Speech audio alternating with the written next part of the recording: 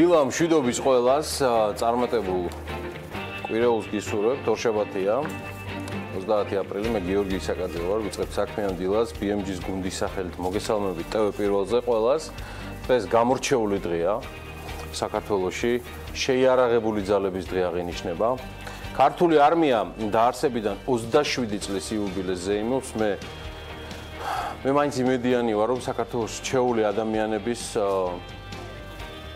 ის კოჰორტა, რომელიც დღეს შრომობს, რომელიც იღწვის საქართველოს სამსახურში, ყოველთვის და გამორჩეულად იგრძნობენ თავს სამშობლოში, დაფასებულნი იმ სამსახურისთვის, რასაც განსაკუთრებული უანგარობით, მინიმალური პირობებით, რასაც ჩვენი დღევანდელი ბიუჯეტი და შესაძლებლობები გვაძლევს ცხადია. მოღვაწეობენ Pirvelis და BMG-ს სახელით მადლობა თქვენ სამშობლოს გამორჩეული სიყვარულისთვის, უანგარო ცხოვრებისეული არჩევანისთვის, რომელსაც საქართველოს სამსახურში ყოფნა ჰქვია. ამ ხმლით მოგებულია უამრავი ბრძოლა. შენც უნდა გახდე მტრისთვის ავად მომსაიფე და შენც უნდა მოიგო შენი ქვეყნისთვის უამრავი ბრძოლა. კარგად დაიმახსოვრე, პაპა.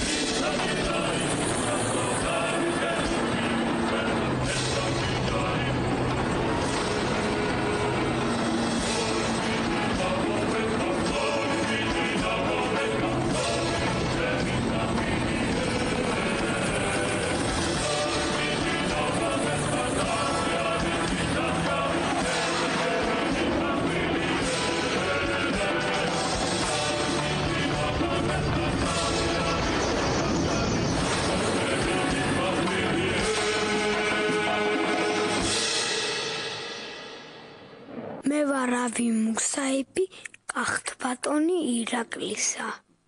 ეგ რას ნიშნავს, მამა?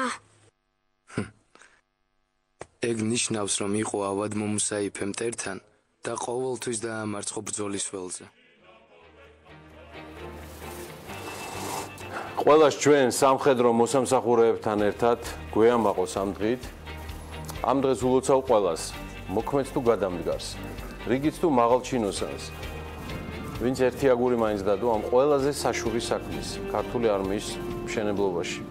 წინ გაცილებით მეტი გამოწვევა გვაქვს და სრულიად შეცვლილი მსოფლიოს და ტექნოლოგიების პირობებში უმთავრესი საზრუნი ჩვენი თავდაცვის უნარიანობასთან ერთად ეკონომიკა რჩება, რომელიც განსაზღვრელი და გადამწყვეტიც იქნება ძლიერი, მობილური და მაღალპროფესიული, მოტივირებული ქართული არმიის არსებობისა.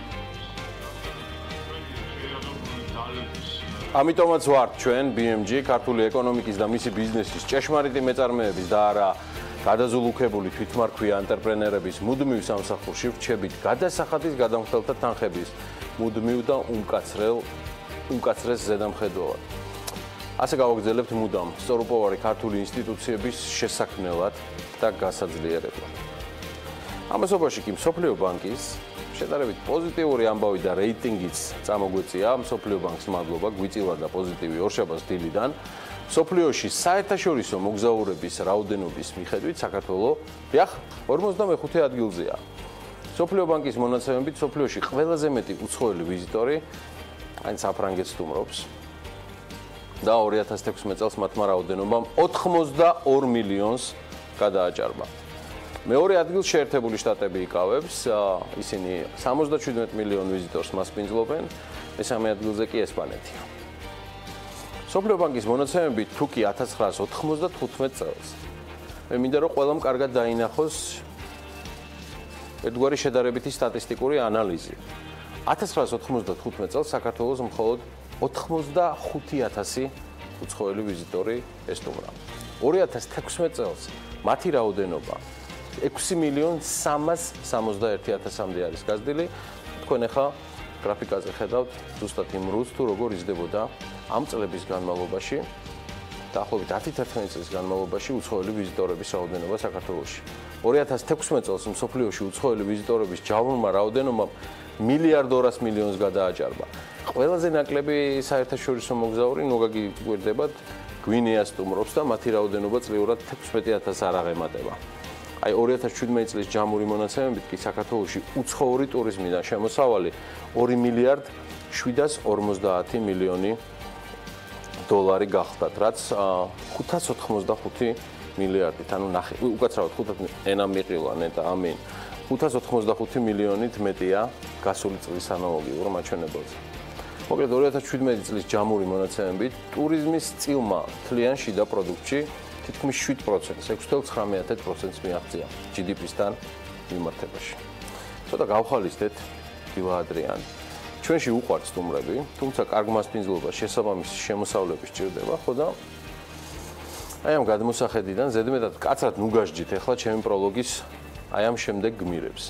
კარგი და წესიერი ხალხია და არ ამგონია 16-23 მაისს სიღნაღის თეატრის დასი, რომელიც კანადას სტუმრობდა. ისინი მონაწილეობდნენ საერთაშორისო თეატრალურ ფესტივალში ადგილზე. მოკლედ ფესტივალის დასრულების შემდეგ თეატრის 6 თანამშრომელი კანადაში სამუშაოდ დარჩა. ასე სიღნაღის მუნიციპალიტეტის გამგებლის ინფორმაციით დასის გამგზავრების საკონსულო მომსახურებისთვის ადგილობრივი ბიუჯეტიდან 11,000 ლარი დაიხარჯა. ეს ის შემთხვევა არ არის, როცა კაპიკებში უთვლით სახელმწიფო უწყებებს დახარჯულ თანხებს. აქ სხვა ამბავია და გიამბობ. მოკლედ კახეთის საინფორმაციო ცენტრს თეატრის სამხატვრო ხელმძღვანელმა მურად ვაშაკიძემ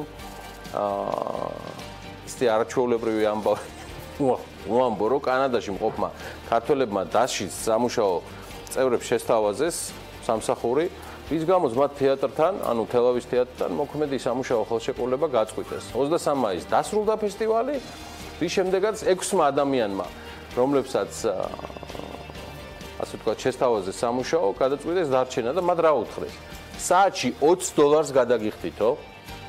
ვიზები ყველას 15 ნოემბრამდე ჰქონდა, შესაბამისად საბირჟო რეჟიმს არ სწავლობდნენ და მათი წასვლა კი სპონსორმა და მე, ამას საუბრობს თეატრის გენერალური დირექტორი, დავაფინანსეთ, რაშიც ფული გადავიხადეთ, საქმე სრულად გაკეთდა და მთელი 3 პრიზით დავბრუნდით უკან.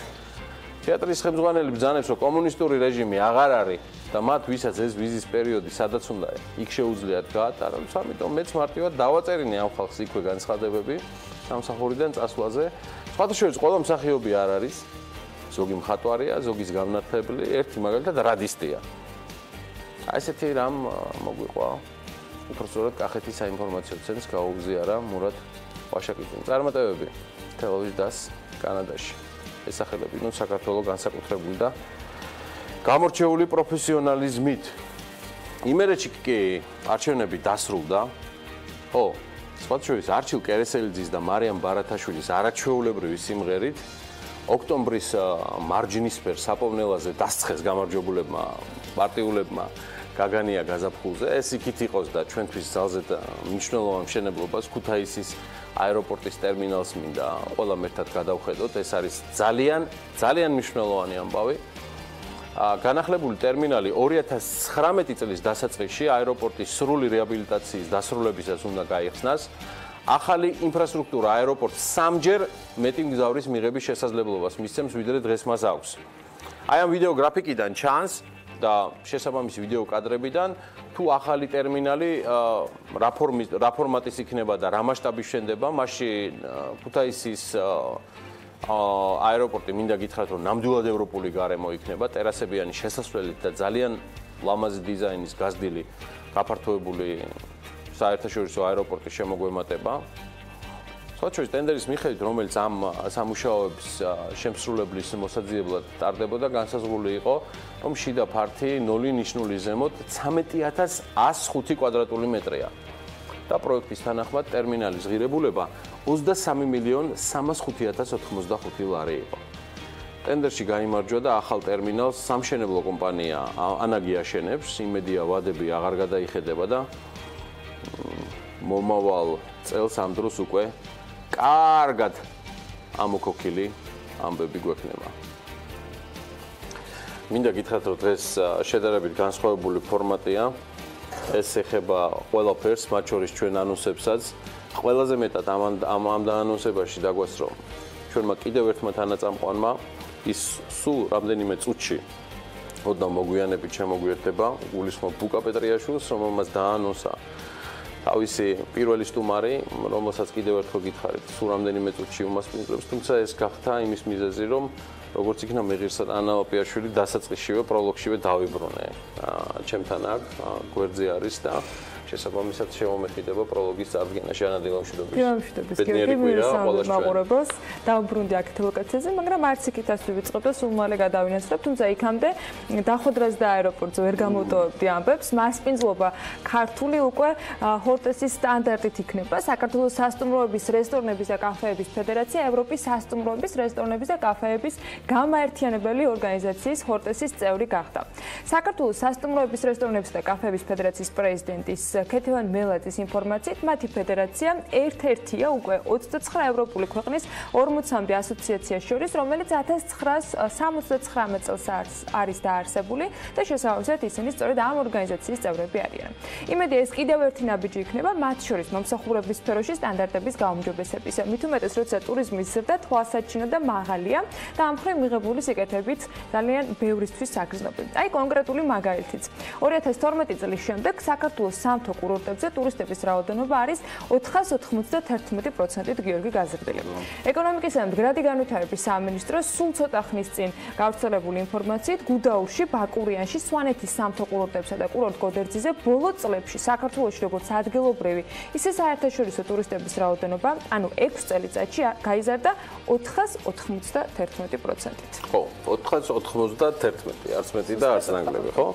ერთი ძალიან მაინტერესა როგორ არის და რა პრინციპით არის დათვლილი ეს ყველაფერი. მატება რომ არის, ეს არის ფაქტი, მაგრამ ან რა პერიოდია, რის მიხედვით არის შერჩეული, აი შენ როგორ ატყობ, რა რაოდენობა გამოიყვანეს? ესეც ამავე ინფორმაციაშია გამოყვანილი და ახსნილი მეთოდოლოგია. კი, იმიტომ კითხვა ნამდვილად საინტერესოა, საიდან გამოვიდა 491. არც თავები დაუთვლიათ, არც ფეხები დაუთვლიათ და რაოდენობა ორზე არ გაუყვეთ. თავად ამბობენ, რომ მონაცემების წყარო ავსტრიული კომპანიის სკიდატას ტექნიკაა, რომელიც უკონტაქტო გამშვები პუნქტების დამონტაჟების შედეგად ვიზიტორების ზუსტ რაოდენობას ითვლის.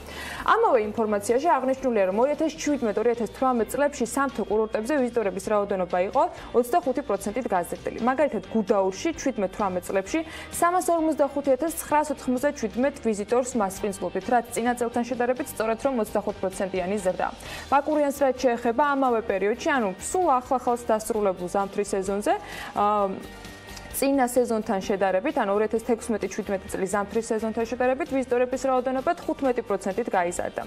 და ჯამში იყო 122,704 ვიზიტორი. მაღალმთიან აჭარაში კი მესამე წელია, რაც ეს ადგილი დამსვენებელს მასპინძლობს, სათხილამურო სეზონის თანახმად გასულ წელთან შედარებით ვიზიტორების რაოდენობის ზრდა იყო 129%-იანი. გასაგებია ისიც, რატომ არის ამ ხელამაჩვენები, როცა ბაზა დაბალია. ამ სეზონზე კურორტ გოდერძიზე იყვნენ 10,283 ვიზიტორის მასპინძლები. სვანეთის შემთხვევაში თეთრმულზე, სადაც სათხილამურო სეზონი ძალიან აქტიურად მოქმედებდა, წინა წლის ამავე პერიოდთან შედარებით ვიზიტორთა რაოდენობა 122%-ით გაიზარდა, ხაწვალის შემთხვევაში 119%-ით არის ზრდა. თეთრმულსა და ხაწვალის ჯამში 35,890 ვიზიტორის ზრდა. ზუსტად ორჯერ მეტი, ვიდრე გვინეაზე ერთად აღებული, რომელიც მსოფლიო ბანკის რეიტინგის მიხედვით ბოლო ადგილზეა. ზამთრის სეზონია და გვინეა რომ გაიხეს შუაზე 35,000-ზე, ფაქტია რომ ვერ არის, თორე არ დაინდობდა მსოფლიო ბანკი ანაჰა ნუაკნინებ ძალიან ხოლმე ჩვენ თავს ბარსაც აკნინებ ხოლმე პერიოდულად და მას შემდეგ რაც BMG-ს გუნდმა მოკლედ დაიწყო დაუბრუნდეთ ახლა ბარს მართლა საქართველოს საფონდო ბირჟის ყოველკვირეული მიმოხილვა და მადლობა ამისთვის ჩემს კოლეგა ლევან თაღიაშვილს აი ცით როგორი ტენდენცია შეინიშნება რომ საბაჭო სესიებზე 1-დან 3 გარიგებამდე მინიმუმ ხორციელდება ყოველ კვირაში. ამ თემას არ მოვეშვებით, იმიტომ რომ ვთვლი რომ ჩვენც ვიქნებით ერთ-ერთი ძრავი საქართველოს საფონდო ბირჟის ამოქმედებისა და გააქტიურებისა ამ ქვეყანაში. ეს საუბარია რომ საუკეთესო შემთხვევაში თვეში არის 10-12 გარიგება, რაც იდეაში კატასტროფული მაჩვენებელია და საქვეყნის საფონდო ბირჟებს თუ გადავხედავთ, ნახავთ რომ იქ 10-12 გარიგება წუთებსა და წამებში და ან საათებში სრულდება უარეს შემთხვევაში. და არათუ ტრეში, არათუ თვეში. ნუ ხა ტრადიცია იდეაში არც ამ კვირაში არის დარღვეული. სავაჭრო სესიების დროს ეროვნულ ვალუტაში ერთი გარიგება დაიდო. საქართველოს ბანკმა მიიღო მონაწილეობა სააქციო საზოგადოებამ სულ 70 აქცია გაყიდა, თითო 80 ლარად. ამიტომ ჯამში გარიგების ღირებულება 5600 ლარი იყო, შეერთებულ დოლარში გარიგება არ განხორციელებულა. სხვა დროს არასაბირჟო გარიგებების შედარებით უკეთესი სიტუაციაა ხოლმე, თუმცა ამ კუთხით სიახლე ნამდვილად გვაქვს. იგი ნეგატიურია სამწუხაროდ და აქაც მხოლოდ ერთი გარიგება დაიდო და ისიც ლარში, რომლის მოცულობა 250 აქციაა, ჯამური ფასი კი 3000 ლარი. აქ საუბარია სააქციო საზოგადოება საქშენ მეცნიერებაზე. აი რაც შეეხება სხვა სიახლეებს, თელასი 14 მაისს ჩაატარებს აქციონერთა კრებას, სადაც 2017 წლის ანგარიში და სხვა მნიშვნელოვან საკითხებს განიხილავენ და ჩვენ მივყვებით ამ თემას. მოდი წავიდეთ შეჯამებისკენ. ჯამში საფონდო ბირჟის, საქართველოს საფონდო ბირჟის კაპიტალიზაცია უცვლელია 3 მილიარდ 63 მილიონი ლარი. წინა კვირასთან შედარებით საფონდო ბირჟის ინდექსი GSX-ი კვლავ დაეცა და ამჟამად მისი მაჩვენებელი 197 პუნქტია. აი პირდაპირ უცხოური ინვესტიციების სახით კი დაახლოებით 30 მილიონი დოლარი დაიხარჯა. კომპლექსი შექმნა კომპანია BD Property-მ, რომელიც 1,300 მილიონი დოლარის კაპიტალის მქონე უძრავი ქონების საინვესტიციო ფონდის კვადრუმ პროპერტის წარმომადგენელია საქართველოში. მე ვსაუბრობ ძალიან მნიშვნელოვან ინფორმაციაზე და კომპანიაზე, რომელმაც თბილისი გარდენსი გახსნა ზუსტად შაბათ დღეს. ამ გახსნაზე იმყოფებოდა საქართველოს მთავრობის პირველი ვიცე-პრემიერი დიმიტრი ქუნციშვილი. მინდა გითხრათ, რომ ამ ფონდს ასევე ეკუთვნის სავაჭრო გასართობი ცენტრი East Point-ი და კომპანიის წარმომადგენლების ინფორმაციით, მარტო თბილისი გარდენსის პროექტმა 3000-ზე მეტი ახალი სამუშაო ადგილი შექმნა. ეხლა კი ვისაუბრეთ ამ თემაზე, მაგრამ მნიშვნელოვანია ვიცოდეთ, რას ფიქრობენ საქართველოს საფინანსო სისტემაში მიმდინარე რეფორმებზე ჩვენი საერთაშორისო პარტნიორები. ძალიან მოკლედ, მუდისმა შეაფასა ეროვნული ბანკის მიერ კომერციული ბანკებისთვის დაწესებული ახალი რეგულაციები, შეფასება შემოსავლების დადასტურების გარეშე სესხების გაცემის შეზღუდვას ეხება და კერძოდ სების რეგულაციებს, რომ ბანკებმა სესხები მხოლოდ მომხმარებელთა გადამხდელ უნარიანობის სრულფასოვანი ანალიზის შემდეგ უნდა გასცენ. ასეთი სესხების საერთო თანხა არ უნდა აღემატებოდეს ბანკის საზედამხედველო მემოპატიეთ კაპიტალის 25%-ს. მუდისი აღნიშნავს, რომ აღნიშნული სესხების გაცემისას ჯანსაღი სტანდარტის დამკვიდრებას შეუწყობს ხელს. ამასთან სააგენტო მიუთითებს, რომ ცვლილებები ხელს შეუწყობს საბანკო ბიზნესის ზრდას, განსაკუთრებით სწრაფად მზარდ მაღალშემოსავლიან სამოხმარებლო დაკრედიტების კუთხით. ამასთან შეამცირებს საცალო სესხების პორტფელის საკრედიტო რისკებს და შინა მეურნეობების დავალიანებების ზრდის ტემპს. მუდისი აღნიშნავს, რომ ბოლო წლებში საცალო კრედიტების ზრდა GDP-ს ნომინალურ ზრდას უსწრებდა და მაგალითად გასული წლის ბოლოს 28%-ით გაიზარდა და კერძოდ სექტორის სესხების ზრდამ 11% შეადგინა. მუდისის საკრედიტო შეფასება ახალ რეგულაციებზე პოზიტიურია და შესაბამისად ასეც რჩება. ეხლა კი მეგობრებო, მაინც უკვე ჯამში დრო დგება, რომ ნახოთ მთლიანად ჩვენი დღევანდელი გადაცემის ანონსი, საქმიანი დილას გულისხმობ, იმიტომ რომ წინ ძალიან საინტერესო ამბები გველის საინტერესო ამბები როგორც სტუმრიანობის კუთხით, ისევე როგორც ძალიან მნიშვნელოვანია პირადად ჩემთვის, ჩემი კოლეგის და BMG-ის გუნდის გამორჩეული წევრის ალექსი პეტრიაშვილის სრულიად დამოუკიდებელი სატელევიზიო დებიუტი. ამ დამოუკიდებლობას იგი არასდროს უჩიოდა თავისი ცხოვრების მანძილზე და დღეს კიდევ ერთხელ დასტური იქნება ერთი, მაგრამ სანამ ბუკას წარვადგენ, მოდი კიდევ ერთხელ ვნახოთ საქმიანი დილის ანონსი. 30 აპრილს დილას საქმიანად იწყებენ ალექსი პეტრიაშვილი და მისი სტუმარი ეტვიდას ბაჟარუნასი. სტუმრობენ ლიკა ლომთათიძე, მაია ბელიაშვილი, მამუკა ტუსკაძე, გიორგი პაპავა, გივი ადეიშვილი, დავით ბოტკოველი და ალეკო ბოლქვაძე ელენე ჩუმახიძესთან ერთად. ორშაბათის ტრადიციით ემილ ავდალიანი მორიგ ვიდეობლოგში მიხეილ კალანტაროვის ბიზნესზე მოგვიყვება. დილა საქმიანია TV პირველზე.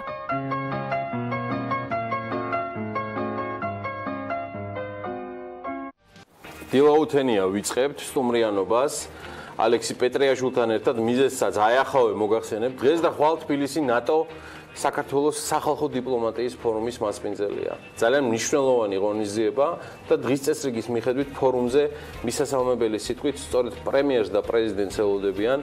გახსნაზე ასევე იქნება პარლამენტის თავმჯდომარე და ნატოს გენერალური დირექტორის თანაშემწე სახალხო დიპლომატიის საკითხებში თაჯან ილდენი. გიორგი, სანამ სტუმარს და მასპინძელს წარვადგენთ, მოკლედ ვიტყვი, რომ ამ ფორუმის მთავარი თემებია საერთაშორისო უსაფრთხოებასთან დაკავშირებული გამოწვევები, გააქტიურებული ჰიბრიდული ომის პირობები, სახალხო დიპლომატიის და სტრატეგიული კომუნიკაციის როლი რეგიონში, პროპაგანდასთან ბრძოლის მეთოდები და გამოწვევები, ტრადიციული და სოციალური მედიის მნიშვნელობა თანამედროვე სახალხო დიპლომატიაში. დაერწმებულ ინტერვიუს დროსაც არ ავსწრებით. არა, მაგას როგორ შეიძლება და ღონისძიების მიზანია სახალხო დიპლომატიის ექსპერტთა ხელის გაფართოების ხელშეწყობა, ინფორმაციისა და გამოცდილების გაზიარება. ნატოს წევრ ქვეყნებთან ერთად საერთო სტრატეგიისა და მიდგომების შემუშავება.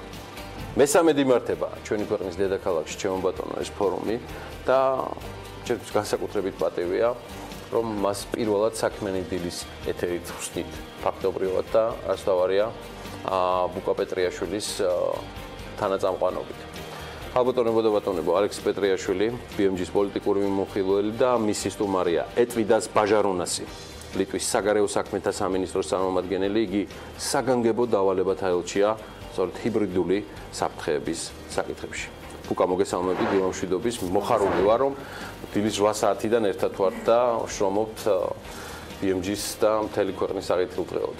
მოგესალმებით, ანა გიორგი, მივესალმებით ჩვენს ტელემაყურებელს, ვერთდები მილოცვას საქართველოს შეიარაღებული ძალების დღისადმი. ულოცავ ყველა ჩვენს მამაკაცს და ქალს სამხედრო ფორმაში, ჩვენ შეიარაღებულ ძალებს და მთელ ჩვენ ქვეყანას. დიდ მადლობას ვუხდი მათ და დიდება ჩვენს გმირებს. Now it's time for our interview. დროა ჩვენი ინტერვიუსა. ეს არის ჩვენი პირველი ინტერვიუ. It's a great pleasure. ჩემს ცხოვრების განმავლობაში და ძალიან დიდი სიამოვნება და პატივია წარგადგინოთ ქართული საზოგადოების წინაშე. ჩემი პირველი სტუმარი არის პატივსაცემი ელჩი ჰიბრიდული საფრთხეების მიმართულებით, რომელიც არის ძალიან გამოცდილი ელჩი. გააჩნია არაერთი საინტერესო პუბლიკაცია ჰიბრიდულ საფრთხეებთან დაკავშირებით, ისევე როგორც ჩვენ სამეზობლოსთან დაკავშირებით. გაკეთილი იყოს თქვენი მობრძანება საქართველოში. დიდი მადლობა. ძალიან სასიამოვნოა თქვენი ვიზიტი. 2016 წელს თქვენ დაწერეთ თქვენ სტატიაში დაგეგმილად სიტყვა ჰიბრიდი, მაშინ შედეგებში ეს ამოაგდებდა ჰიბრიდული მანქანის ფოტოებს და ამას სჭირდებოდა დამატებითი, ასე ვთქვათ, ინფორმაცია იმისათვის, რომ მოეგდო საკითხები ჰიბრიდული ომის შესახებ. არ არსებობს განმარტება, არ არსებობს განსაზღვრება ჰიბრიდული საფრთხეების შესახებ დღემდე. თუმცა ჩვენ ყველანი ქართველები თუ ლიტველები საკუთარ თავზე გამოვცადეთ, ჩვენ ყველამ გამოვცადეთ საკუთარ თავზე მე-20 საუკუნეში ჰიბრიდული ომის შედეგები. შეგიძლიათ თუ არა მოკლედ მიმოიხილოთ და დაახასიათოთ ჰიბრიდული საფრთხეები, რომელიც დღესდღეობით არსებობს. პირველ რიგში დიდი მადლობა იმისთვის, რომ მომიწვიეთ ამ პროგრამაში. და ასევე დიპლომატიურ ფორუმზე, რომელიც ცოტა ხანში იწყება. Still make one deviate from our interview. This year Georgia and Lithuania საქართველოს ლიტვასთვის ძალიან მნიშვნელოვანი წელია ჩვენ აღნიშნავთ დამოუკიდებლობის 100 წლის თავს საქართველოს ცოტა ხანში აღნიშნავს 100 წლის იუბილეს დამოუკიდებელი სახელმწიფოსა და გილოცავთ რა თქმა უნდა ამ მნიშვნელოვან თარიღს რაც შეეხება ჰიბრიდულ საფრთხეებს ჰიბრიდულ ომს ეს სიტყვა თვითონ საკმაოდ უხერხულად ჟღერს, რას ნიშნავს ჰიბრიდი, რას ნიშნავს ჰიბრიდული ომი.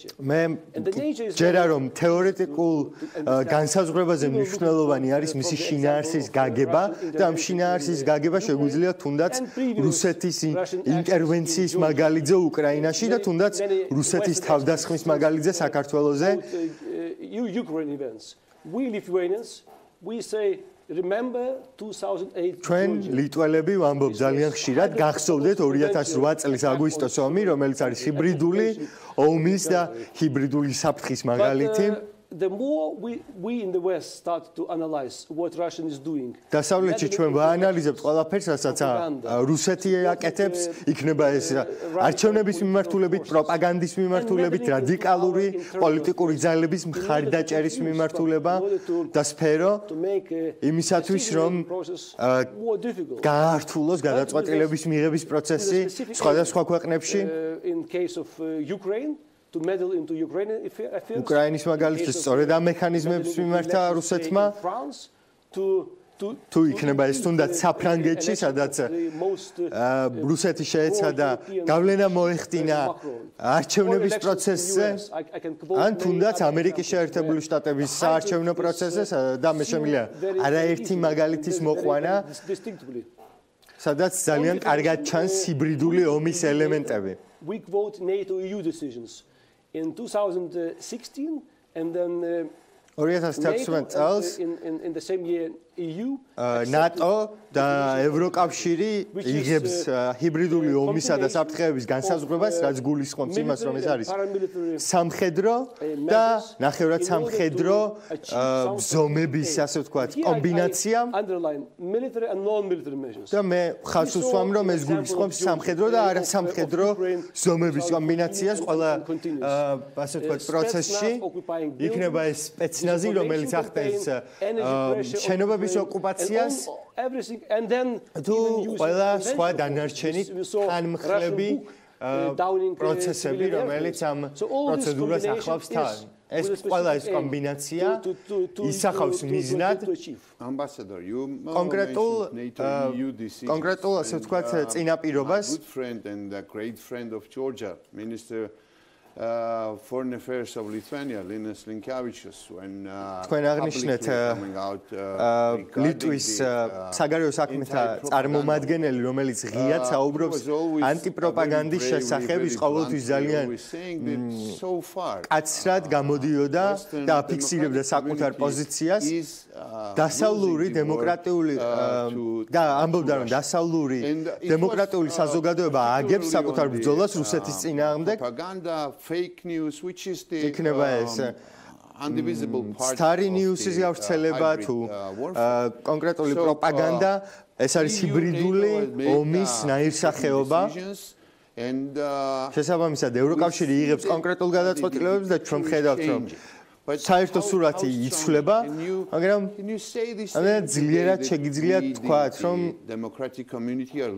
დემოკრატიული, თქვათ, რამდენად ცალსახად შეგიძლია თქვათ, რომ დემოკრატიული საზოგადოება დღეს რუსეთთან მიმართებით წამგებიან პოზიციაში იმყოფება, ვინაიდან რადგანაც რუსეთი აშკარად ცდილობს დემოკრატიული საზოგადოების დესტაბილიზირებას და ეს ცდილობები მუდმივად იზრდება რუსეთის მხრიდან, ამისა მაგალითებს ხედავთ განსხვავებული დემოკრატიული და დასავლური ქვეყნების მაგალითზე, სადაც არჩევნო პროცესზე ცდილობს გავლენის მოხდენას რუსეთი. შეგიძლია თუ არა თქვათ, რომ დემოკრატიული საზოგადოება აკეთებს ყველაფერს იმისათვის, რომ ამ პროცესებში ხელი შეუშალოს რუსეთს. რა თქმა უნდა, მე ჩემს მინისტრს, ლიტვის მინისტრს ვერ შევედავები ამ შემთხვევაში, ჩემი აზრით ის არის აბსოლუტურად მართალი იმ მხრივ, რომ ხაზს უსვამს მთავარ პრობლემებს, თავარი პრობლემები გულისხმობს იმას, რომ ჩვენ, ანუ დემოკრატიული საზოგადოება ვარ ძალიან ნელი რეაგირების საკითხში, თუმცა ჩვენ არ ვაგებთ ამ ბრძოლაში, თუნდაც საქართველოში, რადგან სიმართლე არის ჩვენ მხარეს, ჩვენ ვებრძვით პროპაგანდა, შესაბამისად ჩვენ ვერ დავმარცხდებით ამ ბრძოლაში, მაგრამ რასაც მინისტრი უსვამს ხაზს არის ის, რომ ჩვენი სისწრაფე, ჩვენი მოქმედების სისწრაფე არის ძალიან დაბალი, მაგალითისთვის ვთქვათ ესპანეთის მაგალითი, ავიღოთ მე ესპანეთის მაგალითი, ცოტა ხნის წინ განვითარებული მოვლენები კატალონიის გარშემო. ეს იყო ერთგვარი გამომაფხიზლებელი ქმედება ესპანეთისათვის. რამდენი გამომაფხიზლებელი ქმედება მოხდა საქართველოში? ძალიან ბევრი. 2008 წლის აგვისტოს ომი საქართველოში ქვეყნისათვის იყო სწორედ ასეთი გამომაფხიზლებელი მოვლენა, რომელმაც აიძულა ის, რომ ეფიქრა უფრო განსხვავებულად, ემოქმედა უფრო სწრაფად. პირველ რიგში, როდესაც თქვენ ხედავთ, ასე ვთქვათ, განსაზღვრულ მტერს მოქმედების გაწერა არის აუცილებელი. სწორედ ამ მიმართულებით უნდა განვითარდეს ქმედებები რუსეთის წინააღმდეგ. როდესაც იყენებ You don't know whether Russia is engaged, whether Russia როდესაც არ იცი რუსეთი არის თუ არა უშუალოდ ჩართული მოვლენებში, მაგალითად სირიის მაგალითი ავიღოთ. როდესაც ხაზი არ არის გამოკვეთილი, ამ შემთხვევაში პროცესი უფრო რთულდება და უფრო დელიკატური ხდება საკითხი, რომლის გარკვევასაც ვცდილობთ, როდესაც მედიაც ჩართულია. ჩვენთვის დასავლეთ საზოგადოებისათვის მედიის თავისუფლება არის წმინდა. ჩვენ ვერ მიუთითებთ ლიტვის მედიას, რომ გააკეთონ თქვათ ეს კონკრეტული ქმედება და განვითარდნენ ერთი კონკრეტული მიმართულებით, რადგან ჩვენთვის მედიის თავისუფლება არის ძალიან მნიშვნელოვანი, შესაბამისად ჩვენ უნდა დავიცვათ ამ მხრივ კონკრეტული დისტანცია. ჩვენ უნდა მივაწოდოთ ინფორმაცია პოლიტიკას, უნდა მივაწოდოთ ინფორმაცია საზოგადოებას, რათა მათ მიეცეთ მოქმედების საშუალება და ამ ყველაფერს სჭირდება დრო. ამ ყველაფერს სჭირდება ძალისხმევის ინვესტირება. და რომ შევაჯამო, შემიძლია ვთქვა, რომ ჩვენ ძალიან კარგად ვასრულებთ ჩვენს ფუნქციას ყველა მიმართულებით.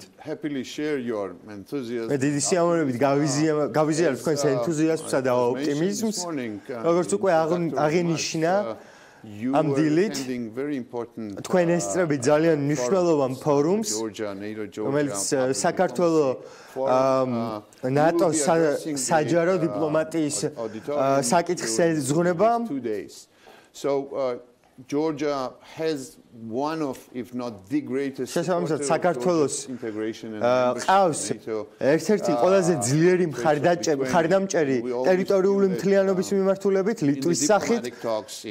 და ჩვენ ყოველთვის გვგრძნობთ, რომ დიპლომატიური ასაუბრებებში თუ ფორუმებზე თუ შეხვედრებზე ამგვარი მხარდაჭერა ყოველთვის არსებობს და ახლა როდესაც ჩვენ ვსაუბრობთ ჰიბრიდულ ომებზე, ჩვენ შევხვდებით თქვენს წარმომადგენლებს, თქვენ შევხვდებით ქართულ წარმომადგენლებს, ქართულ ოფიციალურ წარმომადგენლებს და მიმართავთ საზოგადოებას ამ საკითხთან დაკავშირებით. შესაბამისად, ჩემი კითხვა მდგომარეობს იმაში, თუ რა იქნება თქვენი კონკრეტული რეკომენდაციები იმისთვის, რომ დავაჩქაროთ ეს პროცესები, გავაძლიეროთ ეს პროცესები, ვინაიდან ჩვენ ხშირ შემთხვევაში ვაწყდებით რუსეთის ეგრეთ წოდებული მედიის მხრიდან პროპაგანდის ცდილობებს.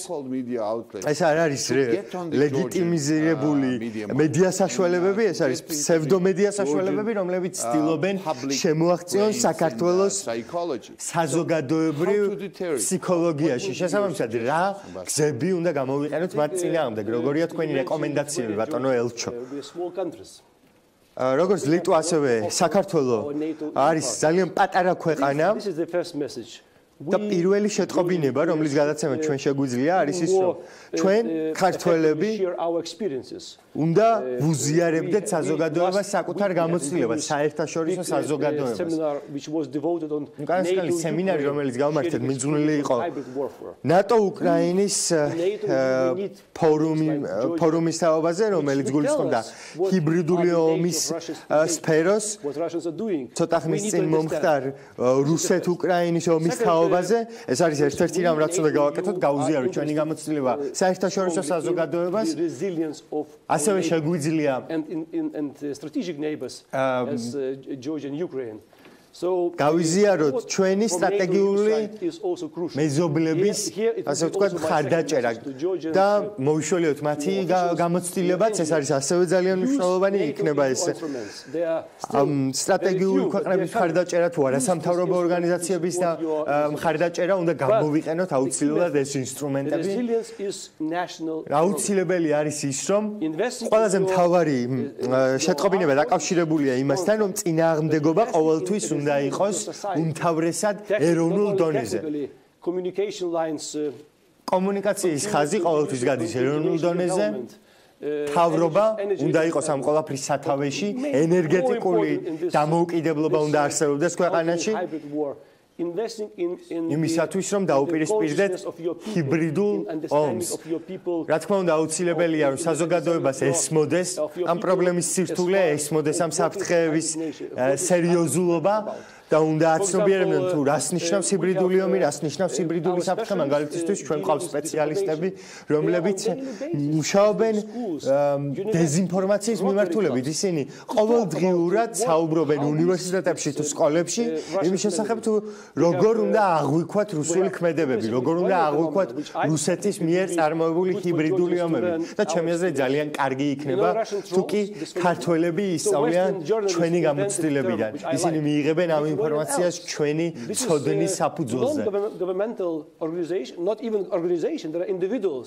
არსებობენ ინდივიდუალები დაახლოებით 4000 ლიტველი ებრძვის ყოველდღიურად რუსეთის მიერ გავრცელებულ დეზინფორმაციას და სწორედ ამის შემოთავაზება შეუძლია საზოგადოებას, რომ ისინი ჩაერთონ ამ ყოველდღიურ ბრძოლაში დეზინფორმაციის წინააღმდეგ თუნდაც და ჩვენ უნდა გავაგრძელოთ ინვესტირება დეზინფორმაციის ბრძოლის წინააღმდეგ დეზინფორმაციის წინააღმდეგ ბრძოლაში და მე მინდა რომ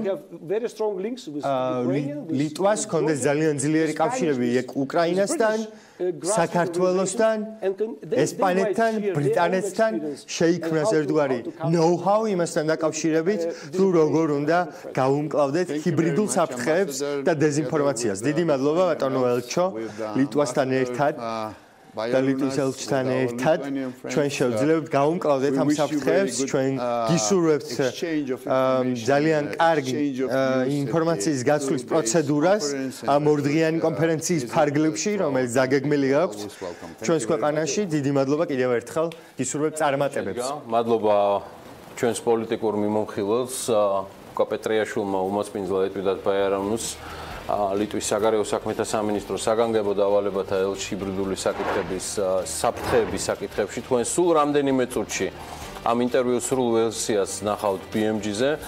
მადლობა უკას და ბატონ ელჩს სტუმრობისთვის. ეხლა სულ რამდენიმე წუთში უკვე სავალუტო წამში უკვე უკაცრავად სავალუტო მიმოხილვა გველის და ვაგრძელებთ ჩვენს საქმიან დილას. ამინდის პროგნოზის სპონსორია SEU Development.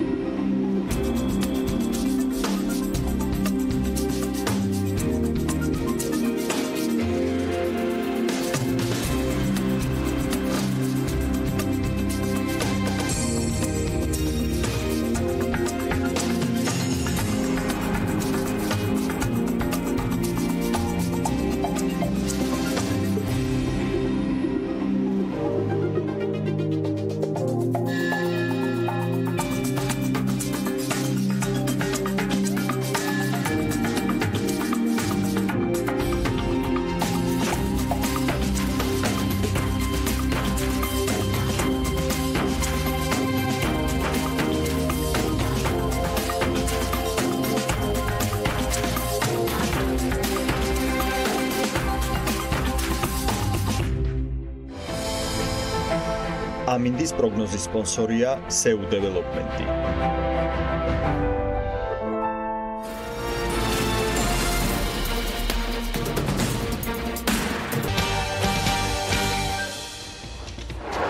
Hualingis კუთვნილ ქუთაისის ინდუსტრიულ ზონაში მინა პლასტმასის არმატურის მწარმოებელი ქარხნის აშენება იგეგმება.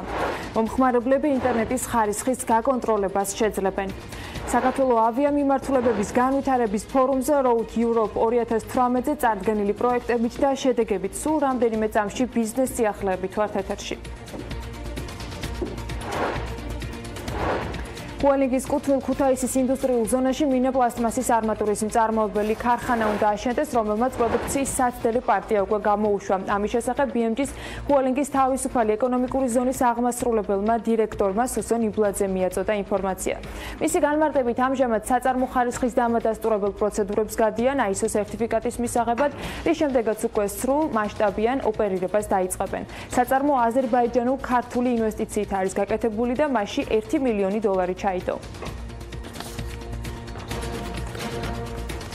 რეალურად რა ზიანი მიაყენა ოქროს და სპილენძის მომპოვებელმა კომპანიამ RMG მიმ გარემოს პარლამენტის სპეციალური ჯგუფი შეისწავლის. სამუშაო ჯგუფი სულ 15 კაციანი შემადგენლობით იქნება დეპუტატებთან და არასამთავრობო ორგანიზაციების წარმომადგენლებთან ერთად ჩაერთვებიან ექსპერტებიც. პარლამენტის გარემოს დაცვის და ბუნებრივი რესურსების კომიტეტის თავმჯდომარის ინფორმაციით დეტალური შესწავლა მოხდება ასევე თუ რა ზიანზეა ჯამში საუბარი, რა სახის კვლევები არსებობს და რამდენად შესრულებადია სამინისტროს მიერ გაკეთებული გეგმა. უახლოეს პერიოდში მომხმარებლები ინტერნეტის ხარისხის გაკონტროლებას შეძლებენ. კომუნიკაციების ეროვნული კომისიის თავმჯდომარის განცხადებით. კომისია პროექტზე 10 თვეა მუშაობს, რომლის დანერგვის შემდეგაც მომხმარებელს უკვე შეეძლება, რომ ჩამოტვირთოს სპეციალური აპლიკაცია, რითაც ის შეძლებს რეგულარულად გაზომოს და შეადაროს რამდენად აკმაყოფილებს მასსა და პროვაიდერ კომპანიას შორის დადებული ხელშეკრულებით გათვალისწინებული ინტერნეტის სიჩქარე რეალურ სიჩქარეს. აპლიკაციის ჩამოტვირთვა კი კომისიის ვებგვერდიდან იქნება შესაძლებელი. არგვეთას სატრანსპორტო კვანძის მშენებლობის გეგმასთან ჩამორჩენის გამო კომპანია ტოდინს მკაცრი გაფრთხილება მიეცა. კომპანიის წარმომადგენლებს რეგიონული განვითარებისა და ინფრასტრუქტურის მინისტრის პირველი მოადგილე ირაკლი ქარსელაძე შეხვდა და მოითხოვა, რომ კომპანიამ უახლოეს მომავალში წარმოადგინოს არსებული პრობლემების გადაჭრის გეგმა გრაფიკი, თუ როგორ აპირებს ის ხელშეკრულებით გათვალისწინებულ ვადებში პროექტის დასრულებას. საქართველოს ავიამიმართულებების განვითარების ფორუმ Road Europe 2018-ზე პროექტები წარადგინა. ეკონომიკის სამინისტროს ინფორმაციით ბასკეთში რიგით მე-13 ყოველწლიურ ფორუმზე მონაწილეობა ევროპის სხვადასხვა ქვეყნიდან 1200-მა დელეგატმა, მათ შორის 300 აეროპორტის, 100 ავიაკომპანიის და ტურიზმის 50-მა წარმომადგენელმა მიიღო. ქართული დელეგაციის ხელმძღვანელის ქეთევან ალექსიძის ინფორმაციით ფორუმზე რამდენიმე პროექტი იყო წარდგენილი, მათ შორის უპირველესად და პირველ რიგში ქუთაისის დავით აღმაშენებლის საერთაშორისო აეროპორტი, რომელიც ამ დროისათვის ფართოვდება და ახალი ტერმინალის სამშენებლო სამუშაოები აქტიურ ფაზაშია. ალექსიძის განცხადებით იყო მოლაპარაკება მათ შორის Air Baltic-თან, რომელიც თბილისის საერთაშორისო აეროპორტში სიხშირეებს ამატებს და მაისიდან კვირაში 4-ჯერ, ხოლო ივნისის-სექტემბრის პერიოდში კვირაში 6-ჯერადი სიხშირედ იფრენს. საქართველოს საავიაციო ბაზარზე ოპერირებას ქუვეითის სახელმწიფოს კიდევ ერთი ავიაკომპანია Kuwait Airways იწყებს. სამოქალაქო ავიაციის სააგენტოში წარმოდგენილი განრიგის მიხედვით ქუვეითი-თბილისის საჰაერო ხაზზე რეგულარულ რეისებს 11 ივნისიდან 10 სექტემბრამდე განახორციელებს. რეისები კვირაში 2-ჯერ შესრულდება. ქობულეთის სასტუმრო ჯორჯია პალასის მართვაში კი ესპანური კომპანია შევიდა. ჯერჯერობით კომპანიის სახელი ცნობილი არ არის. სასტუმროს მფლობელი თემურ ჭყონია კი ამბობს, რომ ესპანური კომპანიის მუშაობის შედეგად სერვისის გაუმჯობესებას, ახალი ტექნოლოგიების შემოსვლას, უკეთესი მონიტორინგის სისტემას და უფრო მაღალი კლასის მომსახურებას ელოდება. თუკი აქამდე სასტუმროს ჰქონდა ფიქსირებული ფასები, ასევე ახალი კომპანიის შემოსვლის შემდეგ ფასები მუდმივად ცვლადი იქნება, რაც დამოკიდებული იქნება სეზონურობაზე, მოთხოვნაზე, დატვირთულობაზე და საბოლოო ჯამში ეს მისივე განმარტებით მომხმარებლისთვის კიდევ უფრო მოქნილს გახდის ამ სასტუმროში დასვენებას. 27 აპრილს თბილისის სახელმწიფო უნივერსიტეტის სააქტო დარბაზში კი ინგლისური ენის მართწერის ეროვნული კონკურსის ფინალური რაუნდი შედგა. NCC-ის პროექტის მიზანი არის სამოქალაქო აქტივობებსა და საერთაშორისო პროგრამებში მასწავლებელთა პროფესიული განვითარება და მოსწავლეების კიდევ უფრო აქტიური ჩართვა. რამდენად მზარდია კონკურსში მონაწილეთა მსურველების რაოდენობა და როგორ მიმდინარეობდა ოლიმპიადა, ამას ჩვენს მოკლე სიუჟეტში ვნახავთ. ჩვენ ახლა ვიმყოფებით თბილისის სახელმწიფო უნივერსიტეტში, სადაც ინგლისური ენის მართლწერის რიგით მე-6 ეროვნული კონკურსი ტარდება. ახლა შეგვიძლია შევიხედოთ დარბაზში და ვნახოთ, როგორ მიმდინარეობს ღონისძიება. საქართველოს 12 სხვადასხვა რეგიონიდან 24 მე-12 კლასის მოსწავლე ეროვნული ჩემპიონის წოდებისთვის იბრძვის. ღელვარების ფონზე სკოლის მოსწავლეები ცდილობენ სწორად დამარცხონ ინგლისური სიტყვები და საკუთარ შესაძლებლობებში დაარწმუნონ როგორც დამსწრე საზოგადოება, ისე საკუთარი თავი. ინგლისური ენის მართლწერის კონკურსი გამოწვევას უგზავნის მოსწავლეებს იმისთვის, რომ იყვნენ აკადემიურად წარმატებულები.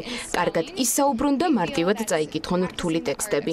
ოლიმპიადას არაერთი საერთაშორისო ორგანიზაცია ესწრება, რაც განათლებისა და წარმატების საკმაოდ დიდ რეალს უხსნის, როგორც მოსწავლეებს, ისე მასწავლებლებს. ნესკის ღონისძიება ყველასთვის საინტერესო და სასარგებლოა, მიუხედავად მათი ინგლისური ენის ცოდნის დონისა. მიზანი, რომ რაც შეიძლება მეტი ადამიანი ჩართულიყო კონკურსში შესრულდა. მე-6 სეზონმა 2018 წელს დიდი ზრდა აჩვენა. საერთო ჯამში 3600-ზე მეტი მოსწავლე, 450 მასწავლებელი და 260 სკოლა იღებს მონაწილეობას ნესკის ადგილობრივ და რეგიონულ რაუნდებში.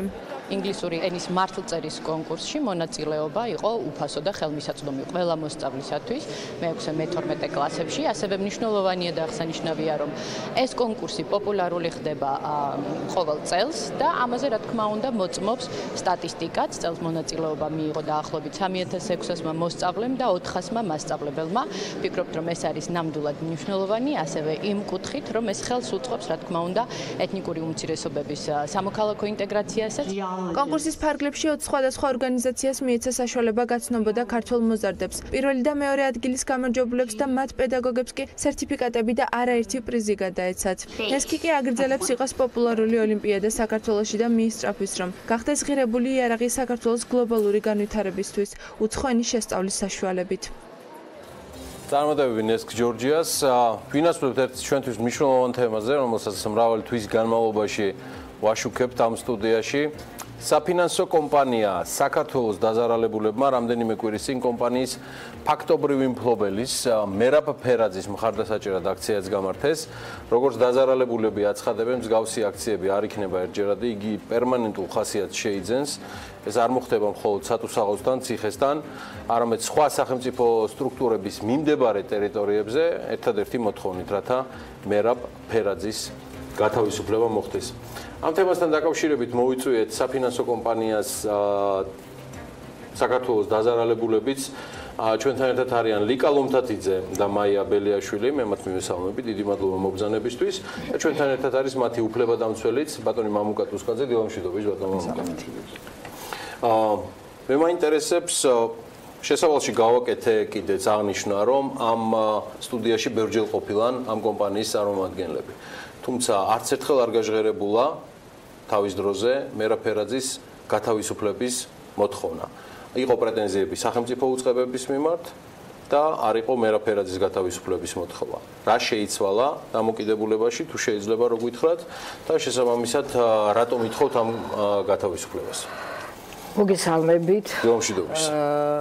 სამწუხაროდ მე მინდა დავიწყო მისამძიმრებით ჩემი გამოსვლა, იმიტომ რომ ყავს 21 გარდაცვლილი კრედიტორი მეანაბრე ანზორ ფაიქიძე, რომელიც გულის შეტევით 2 დღის წინ გარდაიცვალა. იცით რომ ორმა კრედიტორმა თვითმკვლელობით დაასრულა სიცოცხლე. იცით ცოტა შესწორება კორექცია მინდა შევიტანოთ თქვენს გამონათქვამში. მერაბ ფერაძის მოთხოვნით გამოსვლა სასოწარკვეთილმა კრედიტორებმა მოითხოვეს გარკვეულმა ნაწილმა, მაგრამ მე მინდა ხაზი გაუსვა, რომ ფერაძისთან ერთად დამნაშავე არის სახელმწიფო ინსტიტუტები, რა თქმა უნდა და ჩვენ სახელმწიფო ინსტიტუტების წინააღმდეგ ბრძოლას არ შევწყვეტ, თანაბარ პოზიციაზე თანაბრად არის დამნაშავე როგორც ფერაძე, ასევე სახელმწიფო. იმიტომ რომ ჩვენ ვართ მსხვერპლი ორივესი, ფერაძის და სახელმწიფოსი. დიახ. ან თქვენი ხედვა გვაინტერესებს, რა გახდა გათავისუფლების მოთხოვნის მიზეზი, რას ელოდებით? იმიტომ დავიწყე მისამძიმრებით, იმიტომ რომ მდგომარეობა არის უკიდურესი კრედიტორების, უდიდესი უმრავლესობისთვის ეს იყო საარსებო საშუალება, ეს თანხები, რასაც დივიდენდებს იღებდა ეს ადამიანები. უმრავლესობა 80% არის პენსიონერი და უმშევარი. უკანასკნელი დანაზოგები შეიტანეს ამ კომპანიაში, რადგან ჰქონდათ ასეთი წარმატებული ბექგრაუნდი 9 წლიანი მოღვაწეობის და არც ერთი მთა არც ნაციონალური მოძრაობის და არც ოცნების მოსვლის შემთხვევაში არ მოხდა ამ კომპანიის შეჩერება. რაიმე სახის გარანტია? ჩვენ ვართ კოაბიტაციის მსხვერპლი. არის რაიმე სახის გარანტია ამ ადამიანის გათავისუფლება, რომ თქვენ ამ დივიდენდებს ისევ მიიღებთ, იმიტომ რომ მან ჩაიდინა დანაშაული. ეს თქვა სასამართლომ და ის შესაბამისად იხდის სასჯელს. დღეს გათავისუფლება სასამართლო პროცესები შეიძლება ითქვას და ამიტომ განაჩენი გამოტანილია გასაჩივრად არის გავლილი, მაგრამ დღეს არსებული მდგომარეობიდან გამომდინარე, რა არგუმენტით ითხოვთ გათავისუფლებას? ანუ რის მიღების ვთქვათ იმედით? აქ უმრავლესობა ფერაძის გათავისუფლებას არ ითხოვს. ეს არის გარკვეული ნაწილი კრედიტორების და მათაც აქვს ას ლეგიტიმური უფლება მოითხოვონ, იმიტომ რომ ჩვენ რეალურ შედეგს ვერ ვხედავთ. ჩვენ დაჭერისთვის კი არ გვინდოდა ბატონი ფერაძე რო ციხეში ჩამდგარიყო. ეს დანაშაულებრივი სქემა სისტემური ხასიათის რო იკვეთება, როგორც ფერაძის, ასევე სახელმწიფო ინსტიტუტების, ჩვენ გვინდოდა დამნაშავის დაჭერა და გვინდოდა რომ ეს თანხები გამოჩენილიყო.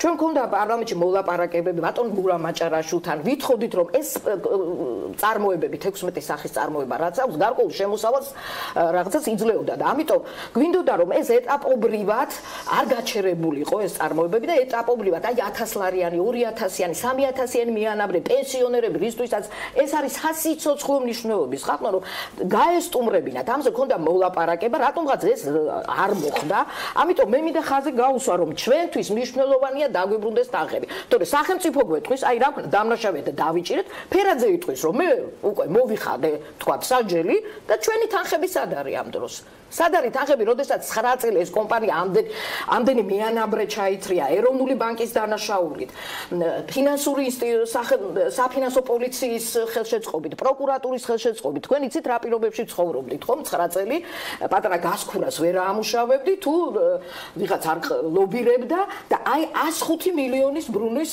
კომპანია იყო ყოველ თვეში 105 მილიონი ლარი ბრუნა. ეს მიზეზი რის გამოც მე რა ფერაძის გათავისუფლებას ითხოვენ დაზარალებულთა ნაწილი. ითხოვენ გამოსავალს ხედავს გარკვეული ნაწილი რომ რაღაცა თანხები დაიბრუნოს სახელმწიფო გვეუბნება ეროვნული ბანკიც ასახა თუ არყოფს რომ ჩვენ ეს კომპანია გავაჭერეთ იმიტომ რომ ქვეყნის საფინანსო სექტორს არ შექმნოდა პრობლემები იმიტომ რომ რეგულირებადის საფინანსო მოდი არ მაგრამ 2346 კრედიტორი ადამიანი მოქალაქე სახელმწიფო რომ გაიწირა და 21 გარდაცვლილი ყავს ეს არ არის განგაშის ზარების ესე რა ქვია აბსოლუტურად კაპტონლიკა გასაგებია თქვენი ის კაპტონმა ვიდრე ბატონ მამუკასთან გადავინაცვლებთ იურიდიულ დეტალებზე მე როგორც გავიგე ეს არის ნაწილის შეხედულება ამ შემთხვევასთან დაკავშირებით რომელიც ანას ნათქვამს გავაგზავნებ ნაკარნახევია გამოუვალი მდგომარეობიდან რადგან დაზარალებულთა ეს ნაწილი ვერ ხედავს შედეგს იმ მიმდინარე პროცესებიდან სადაც ერთის მხრივ მიმდინარეობს სასამართლო პროცესი და მეორეს მხრივ როგორც ზანებთ არც არაფერი არ ხდება ეს არის მხოლოდ ნაწილის მოთხოვნა ისევე როგორც ნაწილის მოთხოვნა იყო ფერაძის დაპატიმრება მე მახსოვს, როდესაც ჩვენ აქციებს ვმართავდით მთავრობის კანცელარიის წინ, ეროვნული ბანკის წინ, იყო ნაწილი მიანაბრე კრედიტორებისა, რომლებიც ითხოვდნენ კომპანიის დამფუძნებლების, კომპანიის მეპატრონეების დაპატიმრებას. მე ვიცოდი, რომ სამართლებრივი პროცესები თუ დაიჭერდნენ კომპანიის რეალურ მფლობელსაც და დამფუძნებლებსაც და დირექტორსაც, ვიცოდი, რომ სამართლებრივი პროცესები ძალიან დიდხანს გაგრძელდებოდა და ეს იყო წლებში გაწელილი პროცესი. ამიტომ კომპანიის კრედიტორების ძალიან რაღაც უმეტესი ნაწილი წინააღმდეგი იყო მათი დაჭერისა, იმიტომ რომ ვიცოდით, რომ ჩვენ თანხებს ვერავინ ვერ დაგვიბრუნებდა მათ გარდა. ამ გზით, დიახ, სახელმწიფო ყოველთვის გვეტყოდა, რომ რომ ეს არის კერძო დავა და კერძო სუბიექტებს შორის დავაში სახელმწიფო მონაწილეობას არ მიიღებს და კონკრეტულად ეროვნული ბანკი პასუხისმგებლობას არ აიღებდა თავის თავზე, რომ ჩვენი თანხები დაგბრუნებოდა.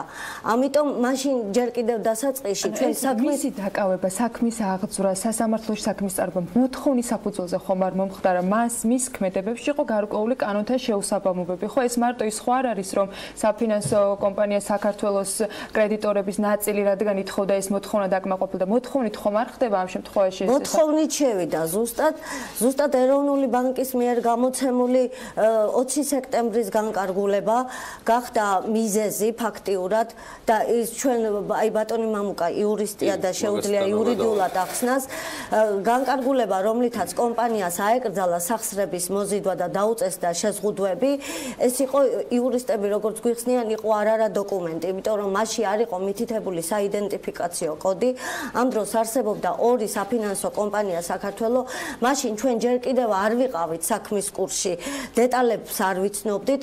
2008 წელს დაარსებული საფინანსო კომპანია და 2013-ში, ჩვენ ამ დროს ვიყავით 2013-ში დაარსებული კომპანიის კრედიტორები და ეროვნულმა ბანკმა დაუშვა ძალიან მძიმე შეცდომა. კომპანიას დაუწესა შეზღუდვები, რომელიც იყო 2008 წელში დაარსებული და მას ფაქტიურად არ ყავდა არც კრედიტორი, არც ერთი კრედიტორი და მისი ბრუნვა იყო 0. და ზუსტად ამ კომპანიაზე გამოსცა ეს შეზღუდვები.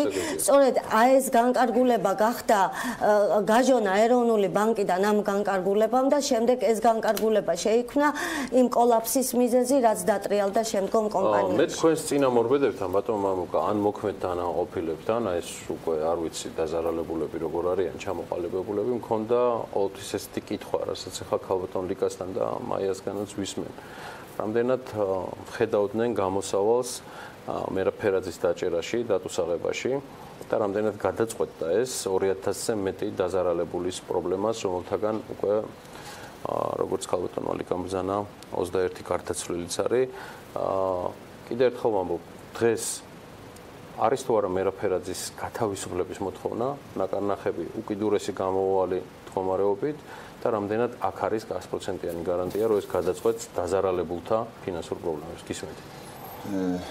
მე გიპასუხებთ შემდეგნაირად, რომ მერაფერაძის განთავისუფლების მოთხოვნა ასეთ მასიური მასშტაბი არა აქვს, ბუნებრივია მეანაბრია შედის. იმ თავიდანვეც იყო ისეთი მოთხოვნა, რომ არ ყოფილიყო დაკავებული.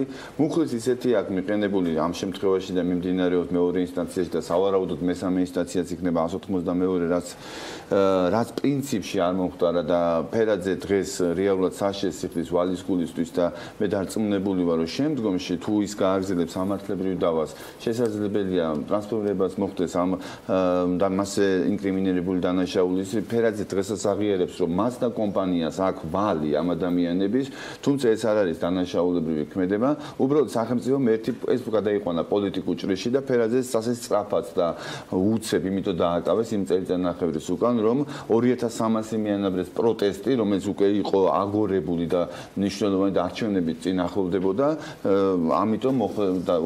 ამიტომ გადაწყვიტეს, რომ ეს ასე მარტივად და სწრაფად მოეგვარებინათ. თუმცა შემდეგ აღმოჩნდა სახელმწიფო ჭირში და დღეს სახელმწიფოს ორგანოების წარმომადგენლები, მათ შორის ეროვნული ბანკი და სხვები გვიცხადებენ იმას, რომ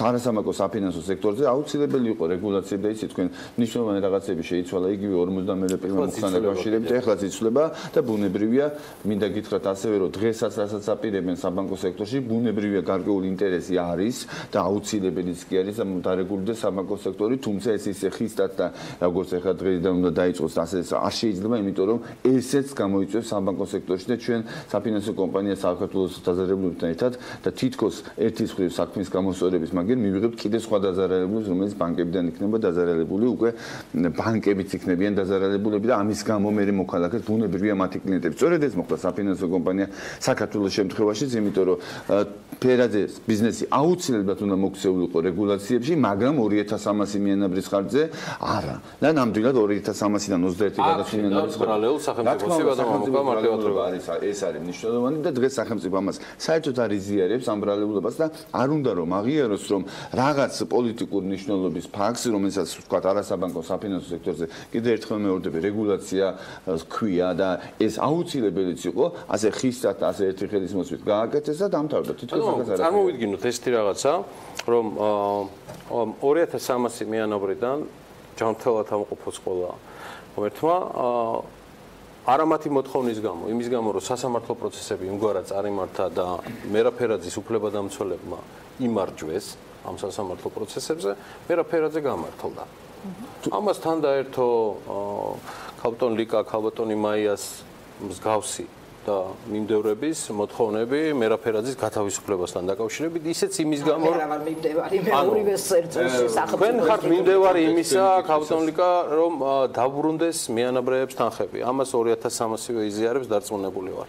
თქვენ გამოსავალს ხედავთ. ეროვნულ ბანკს ვადანაშაული და სახელმწიფო ინსტიტუტის, რომელმაც კანონმდებლობით შეუწყო, მეჭიაურ ზედამხედველობის სამსახური გამოაყვანინეს, მისცე საშუალება ამ კომპანიას რომ ემუშავა მიეზი და 2012 წელს 42 პრიმამულით უნდა გაეჩერებინათ ეს კომპანია, არ გააჩერეს პირიქით, იმიტომ რომ ქადაგიძის უფლებები შეეზღიდათ, იმიტომ თქვი რომ ვარ კოაბიტაციის მსხვერპლი, ამიტომ გააკეთეს ის რომ ზედამხედველობის სამსახური გამოიყვანეს, რომელიც ამ ასეთი ტიპის საფინანსო კომპანიებს უწევდა მონიტორინგს და დააკვეს საერთოდ ასე ფაქტის კონტექსტს მივხვდი და მინდა ხო დავასრულო აზრი, ანუ თუ მოხდა ისეო რომ განთავისუფლდა ფერაძე ჩვენი მოთხოვნით მიანაბრეების მოთხოვნით სასამართლოშიც მოიგო პროცესები. ეს არ ანთავისუფლებს მერაფერაძეს პასუხისმგებლობისგან.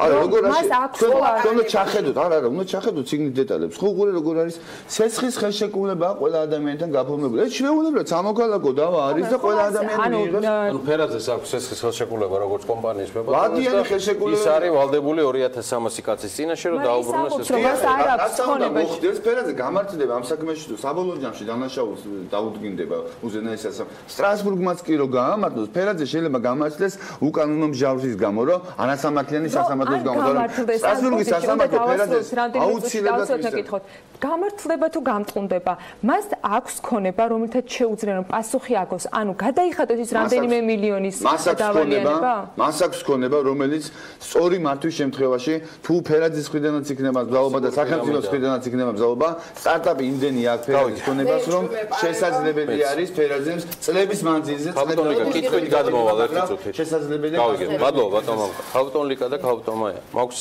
ძალიან ისეთი მარტივი კითხვა თან ქალბატონ ლიკას რაღაც დამატებაც უნდა ბოლოსკენ ეს ყველაფერი თანამიმდევრობა გავიგე იმ მუხლზეც აპელირება რაც თქვენ ბრძანეთ ზედამხედველობიდან გამომდინარე ბატონი მაჭარაშვილი რომელსაც შეიძლება მე არ ვიცნობდე ბოდიშვიხდი და ბევრი სხვა პარლამენტარი რომელთანაც კომუნიკაცია გქონია სახელმწიფო უწყებებიდან დაზარალებულთა წარმომადგენლებს ან მათ უფლებადამცველებს ვინმესგან გაქვთ თუ არა რაიმე მიმართება რომ სახელმწიფო თავის თავზე აიღებდა ამ ვალდებულებას აი ესეთი რაიმე ამდაგვარი ვალდებულება ჩაან სახელმწიფოს მხრიდან ქალბატონ ლიკა სამწუხაროდ ცალსახად ეს დავისაგანია როგორც ეს არ დავისაგანი ჩვენ ესე იგი არაადამიანური ბრძოლის ფასად მივაღწიეთ -25 გრადუს ყინვაში 70 წლის ქალბატონმა თათა ომარაშვილმა დაიწყო შიმშილობა და მივაღწიეთ რომ შეიქმნა მოსმენი ჯგუფი პარლამენტში რომელმაც ახლა დადგენილებები გადააგზავნა და აღმასრულებელ ხელისუფლებაში უნდა შეიქმნას მუშა ჯგუფი უწყებათა შორის უნდა პროკურატურის ეროვნული საფინანსო პოლიციის წარმომადგენლები დასხდნენ და იმსჯელოთ ჩვენ საკითხს დაკავშირებით და იმათმა უნდა აიღონ აუცილებლად არა მარტო პოლიტიკური პასუხისმგებლობა ჩვენ საკითხთან დაკავშირებით, არამედ მატერიალურიც უნდა გადაინაწილონ და ეს არის მოლაპარაკების საგანი.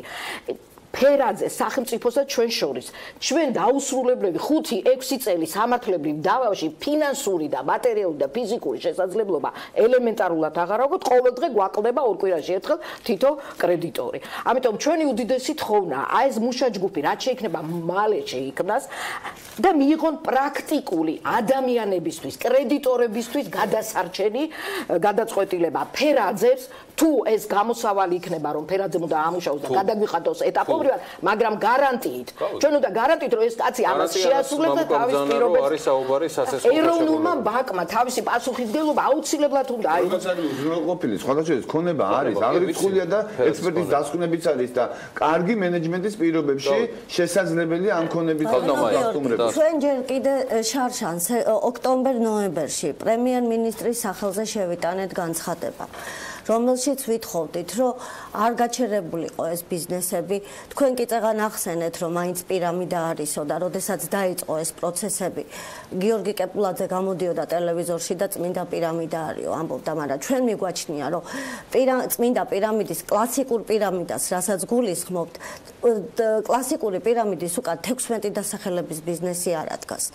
ჩვენ ფინანსურ პოლიცია და ფაქტობრივი ქონება, რომელიც სამხარაულის ექსპერტიზის დასკვნითაც კი ვფიქრობდა მისი ადვოკატი არა, არ აკმაყოფილებს, მაგრამ შეფასება როგორია. ანუ რამდენად არის შეფასებული მისი ქონება. ჯერ კიდე სამხარაულის ექსპერტიზიდან რომ მოვიდა პასუხები, მისი ადვოკატები ამბობდნენ, რომ ჩვენ ვფიქრობთ, რომ ბევრად უფრო მეტია და შედარებით ნაკლები დევს შედეგად. ჩვენ კიდე პრემიერ-მინისტრის სახელზე ვითხოვდით, რომ არ გაჩერებულიყო ბიზნესები და ბატონ გურამ აჭარაშვილთანაც როცა ქონდა ინდივიდუალურად შეხვედრები კრედიტორებს, ვითხოვდით, რომ სახელმწიფო დაგხმარებოდა.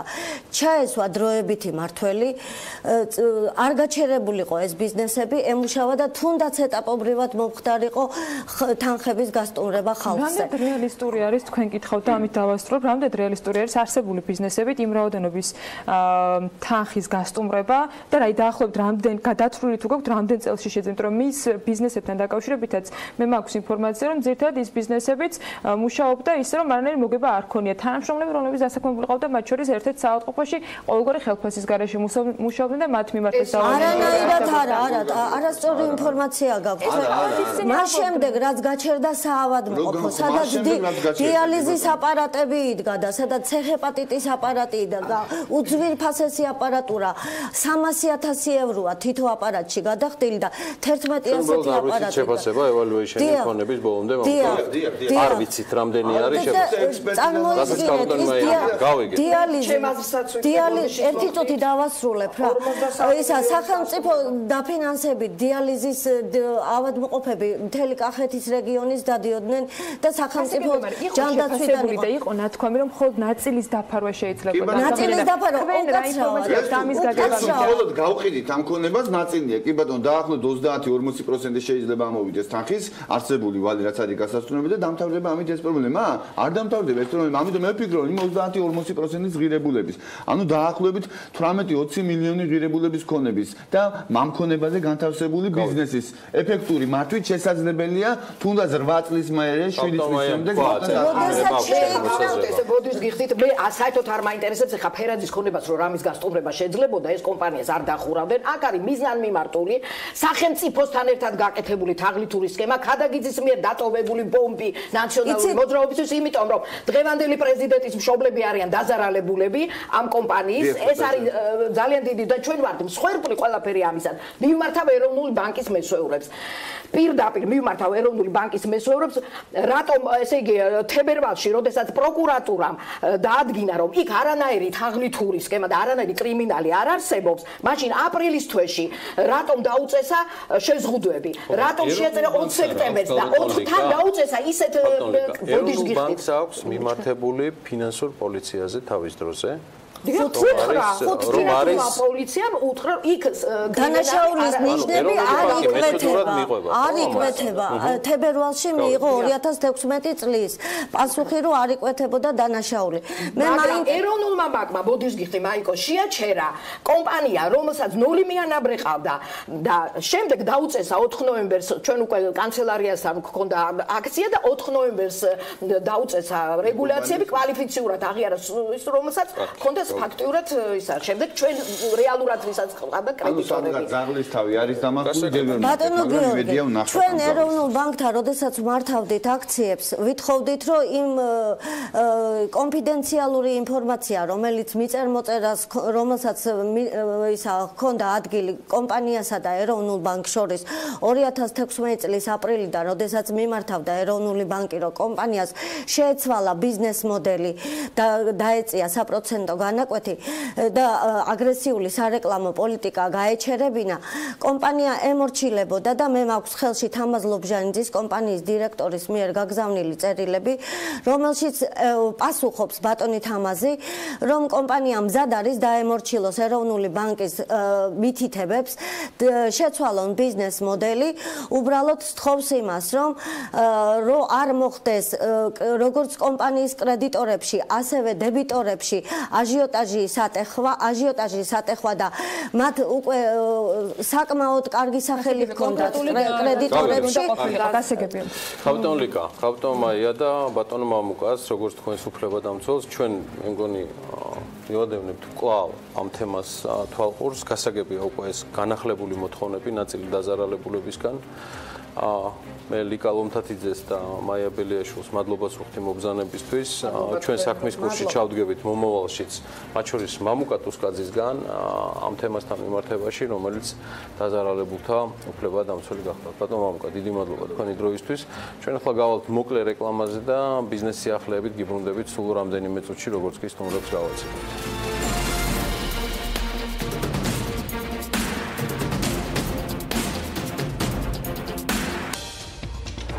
სადაზღვევო კომპანია უნისონმა კონკურენციის სააგენტოში საჩივარი შეიტანა. ყვარელში ილიას ტიპის მიმდებარედ 40 ნომრიანი სასტუმრო უნდა აშენდეს. ჩირინა ინდაურის ხორცის წარმოებას გეგმავს, რომელიც ბაზარზე ბიუბიუს ბრენდით გაიყიდება. ბიზნეს სიახლეებით ბრუნდებით საქმიანი დილის ეთერში. სადაზღვევო კომპანია უნისონმა კონკურენციის სააგენტოში საჩივარი შეიტანა. კომპანია საჯარო უწყების ნაწილს კანონის დარღვევაში ადანაშაულებს. საუბარია იმაზე, რომ ზოგიერთი მათგანი ტენდერებში მონაწილე კომპანიებისაგან მხოლოდ ბანკების მიერ გაცემულ საავანსო გარანტიებს იღებენ და ზღუდავს სადაზღვევო კომპანიების მიერ გაცემულ ანალოგიურ დოკუმენტებს. სადაზღვევო კომპანიაში მიიჩნევენ, რომ ამით როგორც მათი, ასევე მათი კლიენტების უფლებები ირღვევა, რადგან სამოქალაქო კოდექსი ამ ორი საფინანსო ინსტიტუტის მიერ გაცემულ დოკუმენტს ერთმანეთის გარ არ ანსხვავებს. დოკუმენტს მტკიცებულებად საავტომობილო გზების დეპარტამენტის მიერ გამოცხადებული რამდენიმე ტენდერის მონაცემები ახლავს. ქართული კომპანია ბლექსი მეტალის სპილენძის გრანულების საწარმო შექმნაში ინვესტიციას განახორციელებს. ჰოლდინგის თავისუფალი ეკონომიკური ზონის აღმასრულებელმა დირექტორმა განაცხადა ამის შესახებ. საწარმო ქუთაისის თიშში გაკეთდება, რომელიც კომპანია ჰოლდინგს ეკუთვნის. მოლაპარაკებები თითქმის დასრულებულია და მაისში კონკრეტული კონტრაქტების გაფორმებაზე გადავალთ, აღნიშნავს სოსონი ბლაძე და ამბობს, რომ საწარმოში მოხდება სპილენძის ნარჩენების შემოტანა და ახალი ტექნოლოგიების საშუალებით გადამუშავდება, რის შედეგადაც უკვე სპილენძის გრანულები მიიღება, რომელიც შემდეგ სხვადასხვა საწარმოებში გამოიყენება.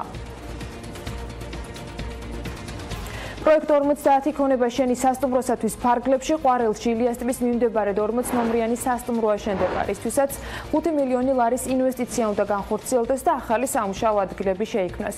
ამ დროისთვის პროექტის ფარგლებში 50 მილიონ ლარზე მეტი ღირებულების უძრავი ქონებაა გაყიდული.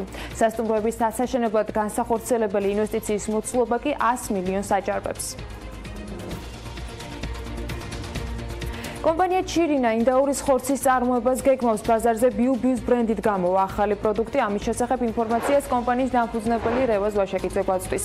კომპანია სართიჭალაში კანადური ჯიშის ინდაურის ფერმას გააკეთებს, რომელიც 34 კილოგრამამდე იზრდება. ამ მიმართულების გასავითარებლად ჩირინა 20 მილიონი დოლარის ინვესტიციას გეგმავს.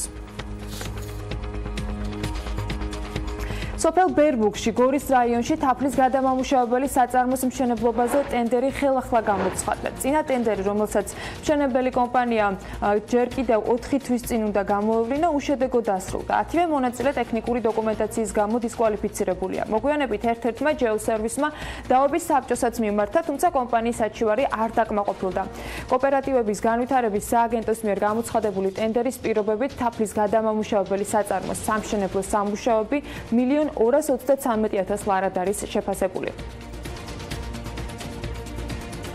პატა აბულაძე ბიოსტანდარტების შესაბამისი გუდის ყველის წარმოებას გეგმავს. მან BMG-სთან აღნიშნა, რომ ამისთვის ცხვარს გამოსაზამთრებლად თუშეთში დატოვებენ, რათა არ მოხდეს რძის მავნე ნივთიერებებითა და შხამქიმიკატებით დაბინძურება. ის კოოპერატივის ალაზნისთავის დამფუძნებელია, რომელიც გუდის ყველს თუშური ტრადიციული მეთოდით ამზადებს და ამერიკაში ექსპორტზე და ადგილობრივ ბაზარზე ყიდის. კოოპერატივში 500-600 სული მეწველი ცხვარია. თუში მეყოლე განმარტავს, რომ ბიოლოგიურად სუფთა ყველზე ევროპაში მაღალი მოთხოვნაა და მის რეალიზაციასაც სწორედ იქ აპირებს. ყველას ვისაც ჯერა, რომ საკვებსა და ჯანსაღ ცხოვრებას შორის მჭიდრო კავშირია და უფრო მათ, ვისაც ამის არ სჯერა, გემოვანი რიგით მეორე. გემოვან ბაზარში ეპატიჟება პროექტი გემოვანი და მეორედ მართავს აგროსასურსათო ბაზარს, სადაც გაიყიდება და განსაკუთრებულად წარმოჩინდება გენეტიკურად ქართული წარმომავლობის ენდემური და ქართული ჯიშის სურსათი, რომელზეც მითითებული იქნება სავაჭრო ნიშანი გემოვანი. წახალისდება და აგროსასურსათო პროდუქტების მაღალ ნიშად ჩამოყალიბება საქართველოს მთიანი რეგიონებისათვის დამახასიათებელ აგროსასურსათო პროდუქტებში. ბაზარი 9 მაისს არის დაგეგმილი და ის 10-დან 16 საათამდე თბილისის ივენთ ჰოლში და ფილარმონიის მიმდებარედ გაიმართება. ამის მიზანი გენეტიკურად ქართული წარმომავლობის პროდუქციის პოპულარიზებაა. პროექტი გემოვანი უკვე მეორეჯერ ახორციელებს გემოვან ბაზარს. ეს ჩატარდება თბილისის ივენთ ჰოლში 9 მაისს. ბაზარში წარმოდგენილი იქნება ნატურალური ქართული ჯიშის ტრადიციული წესით წარმოებული პროდუქცია. წარმოდგენილი იქნება 70-მდე ფერმერი, საოჯახო მეურნე და მცირე მეწარმე, რომლებიც ორიენტირებულები არიან მხოლოდ და მხოლოდ აღნიშნული სახით ნაწარმოები პროდუქციის წარმოებისკენ. გემოვანი ბაზარი პირველ ეტაპზე იქნება მხოლოდ თბილისში და შემდეგვე გავალთ რეგიონებში. თბილისში იქნება ყოველკვირეული, გვინდა უკვე ამის ზაფხულიდან დავიწყოთ, მოლაპარაკებები გვაქვს სხვადასხვა ლოკაციასთან და ასევე მინდა მოუწოდო ყველა დაინტერესებულ პირს, ვისაც აქვს ასეთი ლოკაციები და იფიქრებს, რომ გამოდგება ასეთი ბაზრებისთვის, დაგვიკავშირდნენ და განვახორციელოთ ეს პროექტი ერთად. ასევე მინდა თბილისის მერს ბატონ კახიკალაძეს ვთხოვო ჩვენთან სტუმრობა დაესწროს გემოვან ბაზარს. და ემილ ავდალიანის რუბრიკის დროა საქმიანი დილაში, რომელიც დღეს მეწარმე მიხეილ კალანტაროვის ბიზნესზე მოგვიყვება. კალანტაროვი სოლოლაკში ასათიანის ქუჩაზე გუმბათიან სახლში ცხოვრობდა. დღეს კი მის საცხოვრებელს მოხატული სადარბაზოს და ძველი არქიტექტურის გამო ხელოვანები ძირითადად გამოფენისთვის იყენებენ.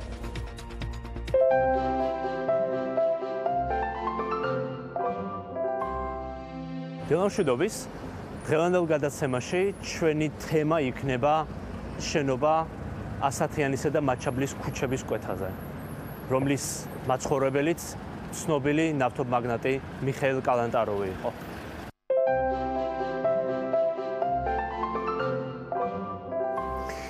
ძველ თბილისში ასათიანის და მაჩაბლის ქუჩების კვეთაზე გავლელი შეატყობდა ძალიან ლამაზ შენობას, რომელიც აშენებული არის ნეო-მავრიტანული სტილის არქიტექტურით. შენობა აშენდა 1908 წელს ცნობილი თბილისელი არქიტექტორის ღაზარ სარქისიანის მიერ. შემკვეთი ამ შენობის იყო ვინმე კალანტაროვი, სახელად მიხეილი. ჩვენ სამწუხაროდ ძალიან ცოტა ვიცით ამ ადამიანის შესახებ, თუმცა ის ინფორმაცია, რომელიც გაგვაჩნია, მეტყოლებს იმაზე, რომ ეს პიროვნება იყო ძალიან ფართო ბიზნესმენი, დიდი აქტივები გააჩნდა სანავთობო სფეროში და როგორც ჩანს, ის იყო აქტიურად ჩართული ნავთობის მოპოვებაში სამხრეთ კავკასიაში. ეს არის ქალაქი ბაქო. როგორც ბევრი სხვა მეწარმე მე-19 საუკუნის ბოლოსა და მე-20-ის დასაწყისში, კალანტაროვი ბაქოში ფულის შოვნის შემდეგ ბრუნდება თბილისში და როგორც ითქვა, ეს შენობა ზუსტად მისი შეკვეთით იქნა აშენებული. მიხეილ კალანტაროვს ყავდა 5 შვილი და მეუღლე, თუმცა მას ამ შენობაში ცხოვრება დიდი ხანი არ მოუწია, რადგან 1917 წელს და შემდეგ უკვე 1921 წლებში დაწესებული მოვლენების შედეგად მას მოუწია ამ შენობის მიტოვება და სხვაგან წასვლა. თუმცა ამ შენობის ისტორია საკმაოდ საინტერესო არის 1921 წლის შემდეგ, როდესაც საქართველოში ბოლშევიკური რეჟიმი მყარდება. მაგალითად, ჩვენ ვიცით, რომ ლავრენტი ბერია ერთ-ერთი ლეგენდის მიხედვით ამ შენობაში ცხოვრობდა.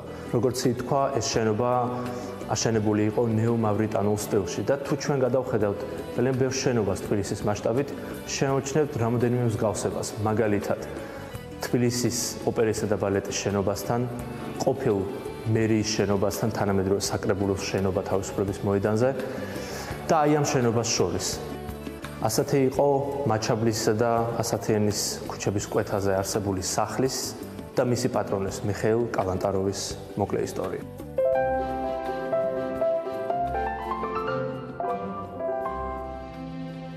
ახლა თანამედროვე ბიზნესებზე და მათ ძირითად ინტერესებზე მოგიყვებით. TBC ბანკმა სტარტაპებისათვის ყოველთვიური პანელური შეხვედრების ციკლი დაიწყო. პირველი შეხვედრა გუშინ ფაბრიკაში ზვიაციკოლიას სესიით გაიხსნა. მან სტარტაპებს თავისი გამოცდილება გაუზიარა და მათ კითხვებსაც უპასუხა. კონკრეტულად რა საკითხები იყო შეხვედრაზე განხილული, ამას უკვე ანუკა ჯოხაძის სიუჟეტში შევიტყობთ. შენ სტარტაპერი ეს იმ თემის სახელწოდებაა, რომელზეც ფაბრიკაში შეკრებილმა სტარტაპერებმა პირველი ლექცია მოისმინეს. თავის გამოცდილებაზე კი მათ ქართველი დიზაინერი ზვიაციკოლია ესაუბრა, რომლის საათებიც მსოფლიოს გარშემო ყველასთვის ცნობილია. პირველ რიგში მე გაუზიარებ ჩემ გამოცდილებას, მოვყვები რაღაც ისტორიებს. როგორ შეიძლება გადალახო სხვადასხვა ბარიერი და როგორ შეიძლება მიაღწიო იმ მიზანს, რა მიზნისკენაც შენ იუტვი. ისე რომ მე მგონი საინტერესო ლექცია უნდა გამოვიდეს. ახალგაზრდა თაობა გაცილებით უფრო აქტიურია ამ საკითხში და მე ვფიქრობ, რომ გაცილებით უფრო მეწარმატებას მიაღწევენ ვიდრე ჩვენი თაობა. ამიტომ მოლოდინი ჩემ შემთხვევაში ახლა მათ მიმართ არის ძალიან პოზიტიური. გამბედაობა, რისკი, მიზანდასახულობა, შრომის მოყვარეობა, ინოვატორობა და სიახლეებისადმი ღიაობა. ეს ის მთავარი საკითხებია, რითაც TBC ბანკი დაინტერესდა და ამ კურსის ფარგლებში შეეცდება სტარტაპერებს ბიზნესის წამოწყებისთვის მნიშვნელოვანი დეტალები პროფესიონალების გამოცდილებაზე დაყნობით ყოველთვიურად შეასწავლოს. პროგრამა სტარტაპერი უკვე ალბათ ყველა მიცის, ვინც ამ სფეროში მოღვაწეობს, ან ამ სფეროთ დაინტერესებულია და იცის ასევე ის ფაქტი, რომ სტარტაპერს აქვს საგანმანათლებლო მიმართულება, რომელშიც ძალიან ბევრ ტრენინგსა თუ სემინარს აკეთებს. ეხლა გადავწყვიტეთ, რომ ცოტათი სხვა ფორმატის სემინარი ან სესია შემოგვეთავაზებინა, რომელიც იყო დამყარებული ძალიან დიდ წარმატებებზე, მაგრამ ეს წარმატებები არ არის აუცილებელი, რომ ყოფილიყო ბიზნესიდან. მაგალითად, დღეს ყავს ზვიაციკოლია, რომელიც არის საქართველოში ერთ-ერთი ყველაზე წარმატებული ადამიანი. მე რაც მაინტერესებს ამ ხალხისგან, ეს არის რანაირად აზროვნებენ, რა ტვინში რა უდევთ ამ ხალხს, ისეთი რომელიც განაპირობებს იმას, რომ ეს ხალხი ხდებიან ისინი, ვინც არიან. ზოგისთვის წარმატება, ზოგისთვის გამბედაობა, ზოგი არის რაღაცა განსაკუთრებული ერთი ან მეორე ან რაღაცა მეასე მიმართულებით. ასე რომ მე მგონია, რომ ძალიან საინტერესო შეხვედრები გველოდება. სტარტაპ კურსში მონაწილეობას მრავალი სტარტაპერი იღებს, რომელთათვისაც მნიშვნელოვანია დაბალი რისკის პირობებში თავიანთი ბიზნეს იდეების განვითარება. მათი თქმით, TBC ბანკის მიერ ორგანიზებული სესიები სტარტაპერებისთვის ერთგვარი мотиваციაა, რათა შექმნან რაიმე ახალი და ინოვაციური. ჩვენ პირველ რიგში ვართ პრესტარტაპერები და ჯერჯერობით იდეის დონეზე გვაქვს რაღაცები დაგეგმილი და ძალიან დიდი იმედი მაქვს ამ სესიების დახმარებით, სწორი მიმართულებით წავთ იმ პროექტის კუთხით, რაც დაგეგმილი გვაქვს და რის განხორციელებაც გვინდა. ძალიან დაგვეხმარება როგორც ნეტვორკინგში, იგივე ზოგადად სწორ სოციუმში მოხვედრაში და სწორი კონტაქტების მოძიებაში და ძალიან დიდი იმედი მაქვს, რომ ის პროექტი, რომელიც ზოგადად ძალიან გვინდა, რომ კარგად სწორად წარიმართოს, ამაში სწორად დიდ როლს მიიღებს ეს სტარტაპერ სესიები, რომელსაც ახლა გვთავაზობს TBC ბანკი. სტარტაპ კურსი სრულად დაფინანსებულია TBC ბანკის მიერ. შეხვედრები ყოველთვიურად გაიმართება ფაბრიკაში, რუფტოპზე და ჰოსტელის შიდა სივრცეში. ამიტომ როგორც ორგანიზატორები ფიქრობენ, საერთო ჯამში 80 ბენეფიციარი შეძლებს მასში მონაწილეობის მიღებას.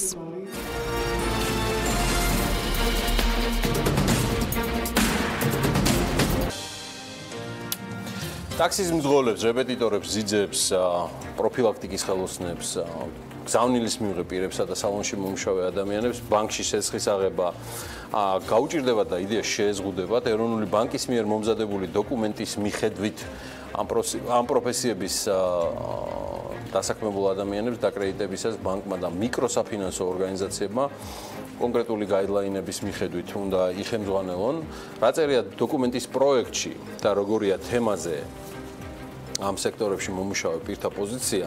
ვიდრე სტუმრებს წარგიდგენ, საუბარს თათია ჩაფიჩაძესთან ერთად დავიწყებ. სწორედ ის გააგრძელებს კი არა და გახსნის ამ თემას. თათია, კიდევ ერთხელ მოგესალმები დილა მშვიდობის და ველით, ასე ვთქვათ, ჩვენ ჩართვას ამ თემაზე, რომელიც იქნება გამხსნელი ჩვენი დისკუსიისა.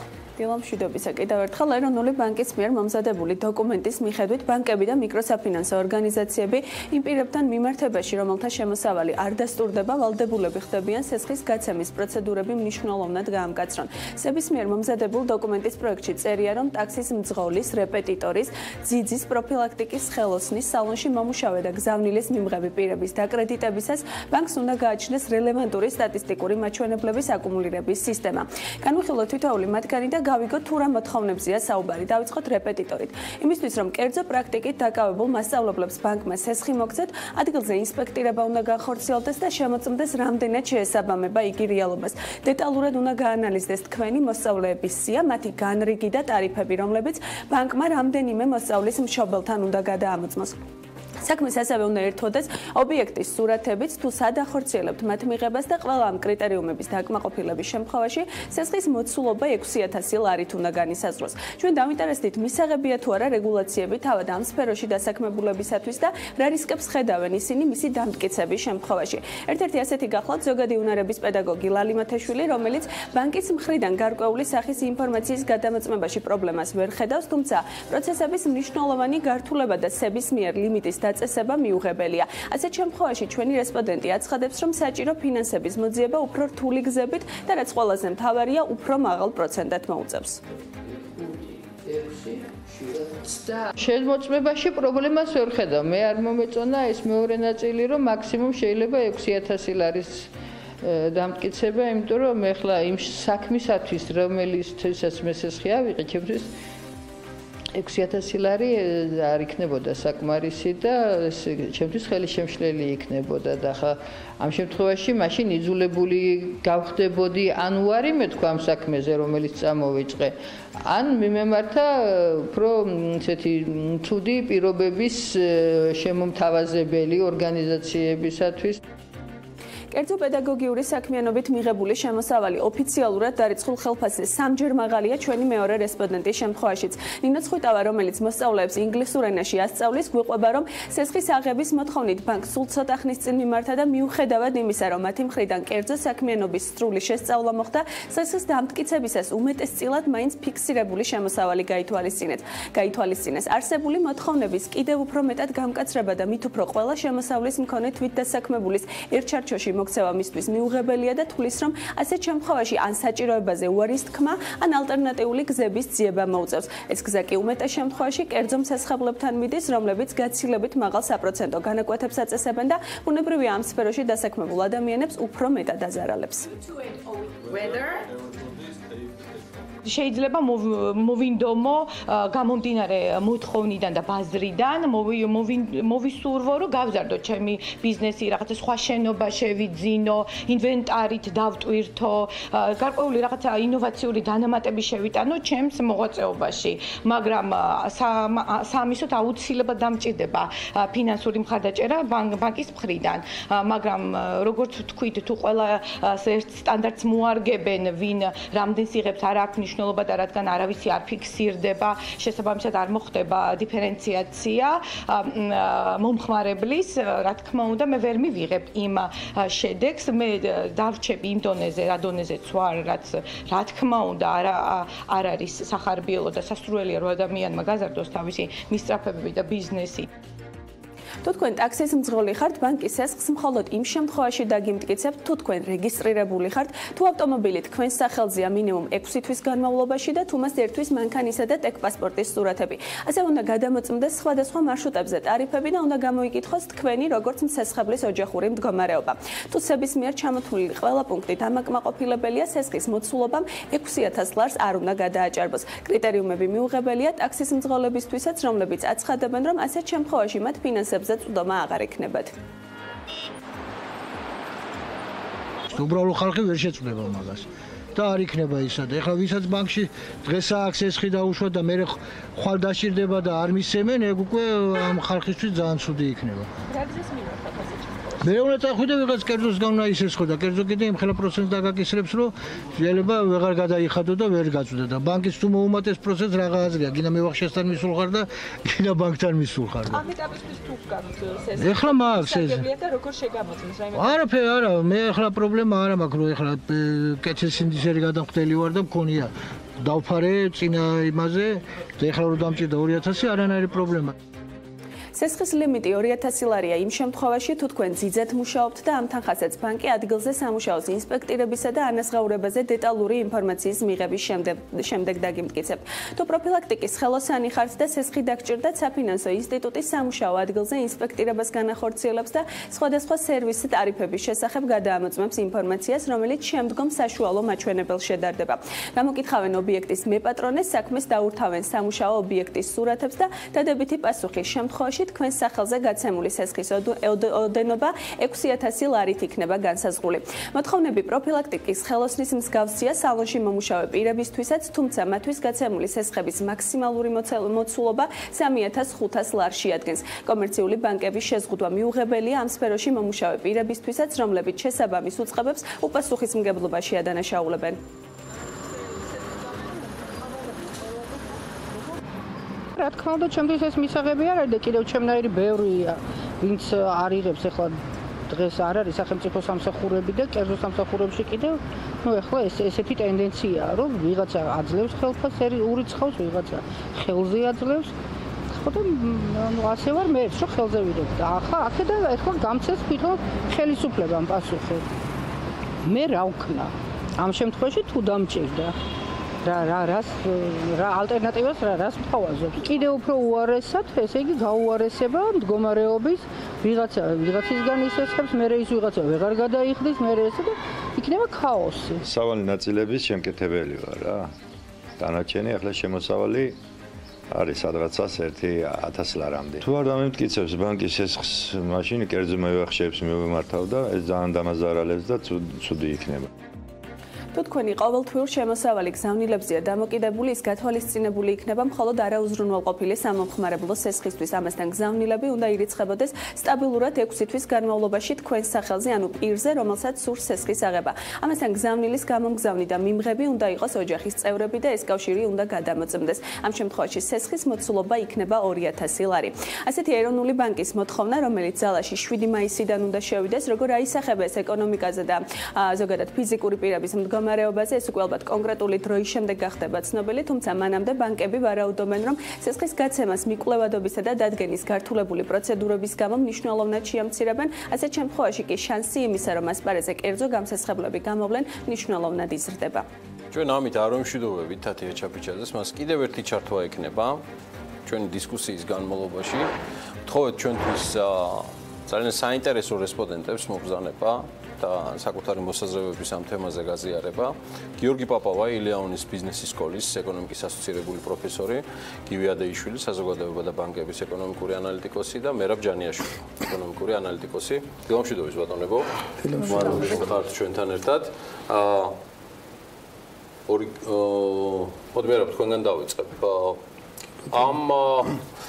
ცოტა ხარ მოგვაყარა ეს რეგულაციები, ნაკლებად გულისხმობ სიახლეები ამ შემთხვევაში ხელისუფლებამ გამომდინარე იქიდან, რომ ნაწილი ბანკებისათან ამბობს, რომ ჩართულები ვიყავით ამ თემის მომზადებაში, ნაწილი და მიკროსაფინანსოების სეგმენტი საერთოდ ამოვარდილია ამ სიტუაციიდან. მარტივად კომუნიკაციის ხარისხს თქვენ იგივეს დაიკავებდით გადაწყვეტილებების მიღების ადგილას, როგორც დღეს არის, თუ წინარე კონსულტაციებს განსაკუთრებით კომერციულ სექტორთან გამართავდით? არა, რა თქმა უნდა, კომუნიკაციის ხარისხი ჩემი აზრით ძალიან დაბალია, როგორც იგივე კერძო ბიზნესთან, იგივე საზოგადოებასთან, ხო?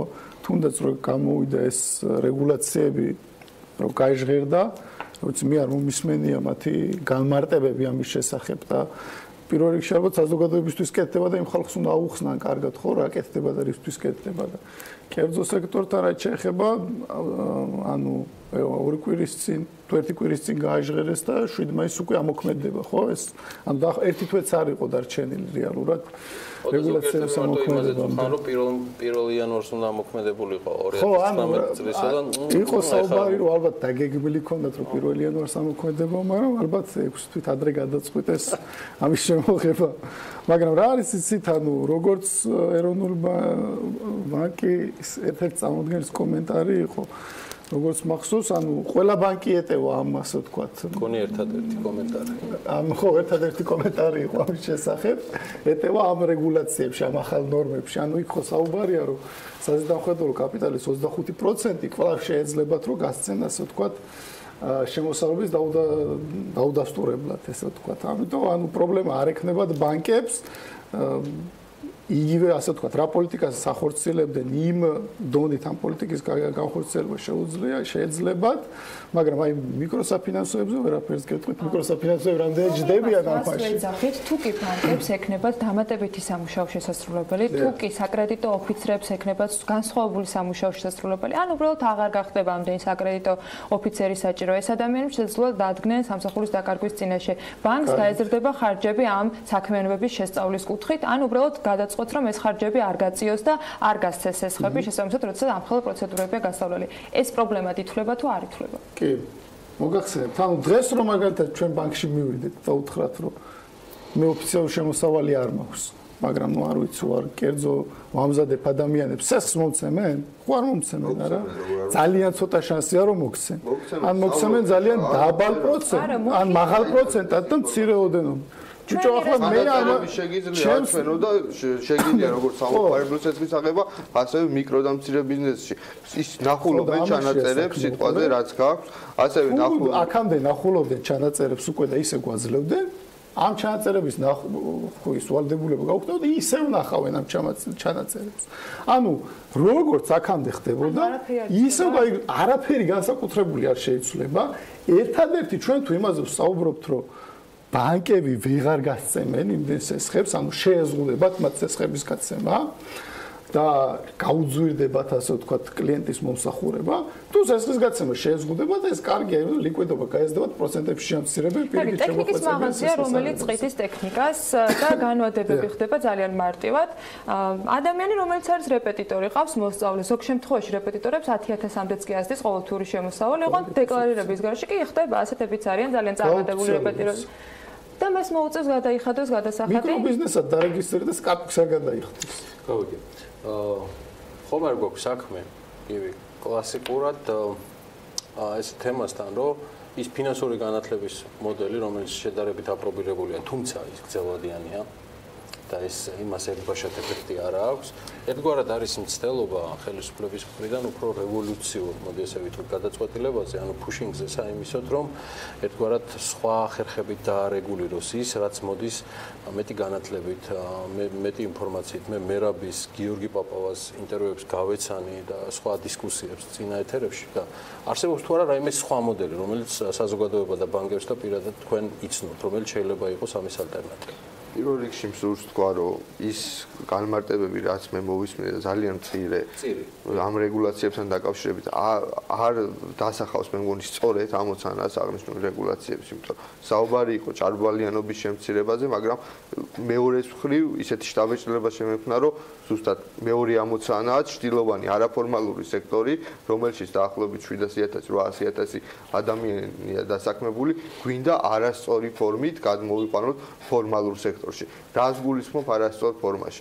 პირველ რიგში უნდა ვთქვათ, რომ ის ადამიანები, ვინც სოფლის მეურნეობის სექტორშია დასაქმებული, ის ადამიანი, ვინც ტაქსის მძღოლია, ან როგორც წესი ძიძა რეპეტიტორი, გარკვეულ ხშირ შემთხვევაში მათი შემოსავალი საკმაოდ დაბალია და მიეკუთვნებიან როგორც წესი დაბალ და საშუალო შემოსავლის ფენას. მე ვერ ვიტყვი, რომ მათ არ უნდათ ფორმალურ სექტორში მუშაობა, უბრალოდ დღეს საგადასახადო და იგივე რაც გვაქვს იმ ფორმით არის შემოთავაზებული, როდესაც მაქსიმალურად ცდილობენ გადასახადები თავიდან აერიდოს, რასაც მე პირადად არ მივესალმებით და რა თქმა უნდა გადასახადი ყველამ უნდა გადაიხადოს, მაგრამ თუ არსებობს ეს ჭრილოვანი სექტორი, მაშინ სხვა мотиваცია უნდა იყოს, რომ მოხდეს ფორმალიზება, ან პირდაპირ შემოვიღოთ, რომ იცი გადასახადების გადახდა აუცილებელია და არა იმ ფორმით, რომ ჩვენ შევზღუდოთ ფინანსურად არის იდეაში გამოდის, რომ რაღაცა ჭარბვალიანობის თემა არის, მაგრამ ეგეც არის, მეორე მხრივ არის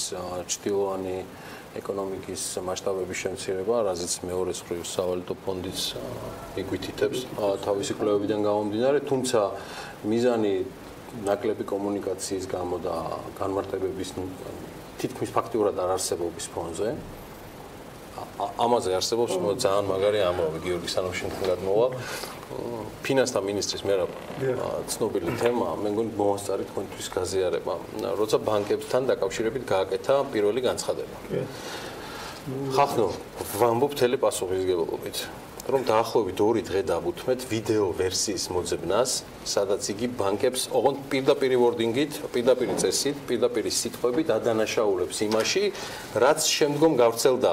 ვიდეო ვერსია არ არსებობს. არსებობს მხოლოდ და მხოლოდ გავრცელებული ინფორმაცია ამასთან დაკავშირებით, მაგრამ ეს არ არსებობს. ამან ყველაფერმა, გიორგი, ხო აგური დაგურია და დაგვაბნია. გზავნილი რა არის ამისი? არაფორმალური სექტორი. ყველაფერი ერთად ხო არ არის შემთხვევაში. რამოდენიმე თემას მინდა შევეხო. პირველი ძალიან სამწუხარო იქნება თუ ეროვნული ბანკის ეს ცვლილებები მართლა იმით არის განპირობებული, რომ რა განცხადება გააკეთა ფინანსამინისტრმა და ამის გამო დაჩქარდა ამ რეგულაციების, ეს იქნება ძალიან დამაზიანებელი და ზოგადად ეროვნული ბანკის რეპუტაციის მიმართ, იმიტომ რომ ეროვნული ბანკი უნდა იყოს დამოუკიდებელი და არ უნდა იყოს არანაირად მის პოლიტიკა ოდნავ მაინც იმაზე დაფუძნებული, რა განცხადებებს აკეთებს რომელიმე მინისტრი თუ ქვეყანაში რომელიმე რაღაც თანამდებობის პირი. მეორე საკითხი, ანუ არ ვიცი მე თუ ამ ადამიანების ტაქსის ძიძების, არ ვიცი რეპეტიტორების შემოსავლები არ ვიცით, რატო ამბობთ რომ ანუ რამე დოკუმენტი გვაქვს რომ რეპეტიტორებს ჭარბივალი აქვთ, ანუ მე ესეთი კვლევა არ ვიცი, თქვენ თუ იცით, გამოგემით არ ვიცი, ძიძა გამოირჩევიან ჭარბვალიანობით, ალბათ არა, აქ ჭარბვალიანობაზე როცა ვლაპარაკობთ, ხოლმე ალბათ ყველას წარმოგიდგენია უფრო რაღაც ახალგაზრდა ადამიანები, რომლებიც იღებენ რაღაც 300 ლარს, მიდიან ან თამაშობენ, ან რაღაც არ ვიცი რას აკეთებენ და უაზროდ რაღაცა თავის თავზე იღებენ ამ ტვირთს. მე არ ვიცი რომ ვის ჭარბვალიანობაზე ვლაპარაკობთ, ეხლა მაგალითად არ ვიცი რამდენი ოფიციალური დოკუმენტი, მაგრამ ერთ-ერთი ვერსიით ჭარბვალიანობა განიმარტებოდა, როგორც სესხს რო გადავიხდი, მე რჩებოდეს ის შემოსავალი, რომელიც რაღაც საარსებოდ მეყოფა, ასე ვთქვათ, ოჯახში.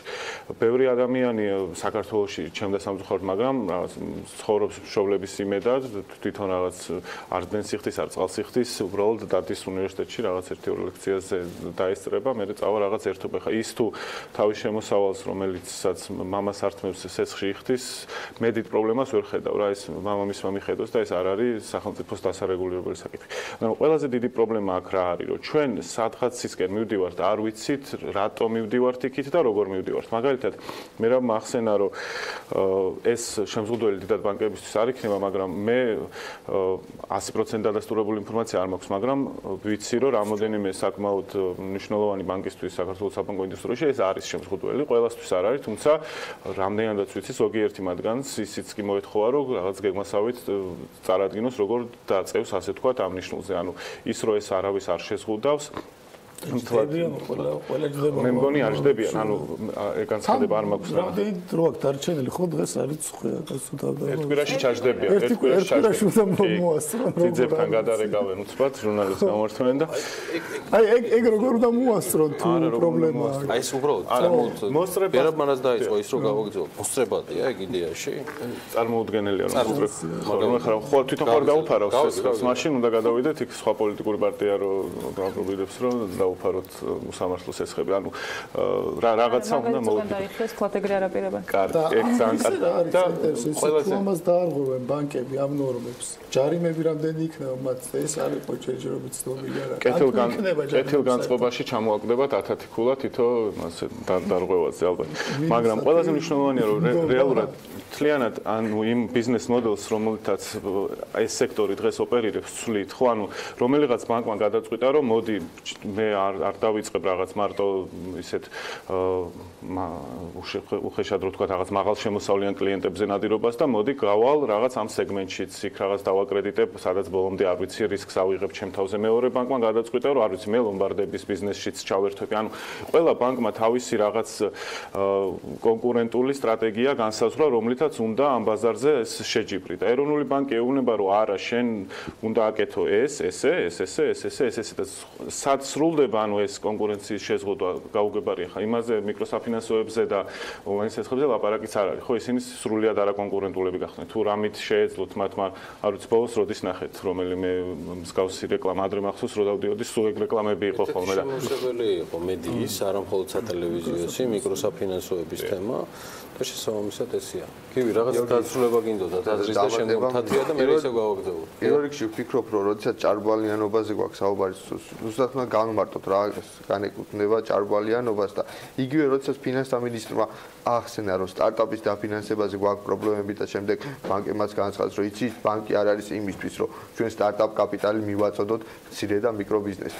ვერანაირად ვერ დავეთანხმები, იმიტომ რომ ხშირ შემთხვევაში სამოხმარებლო სესხები, რაც არის გაცემული, ეს არის პირდაპირ აღებული მიკრო და მცირე ბიზნესის წარმომადგენლის მიერ, რომ დაიფინანსოს ძირითადი საშუალებები, ტაქსის მძღოლმა შეისყიდოს ავტომობილი, სიტყვაზე იგივე რეპეტიტორმა შეიძლება მოიწყოს სამუშაო გარემო და ასე შემდეგ.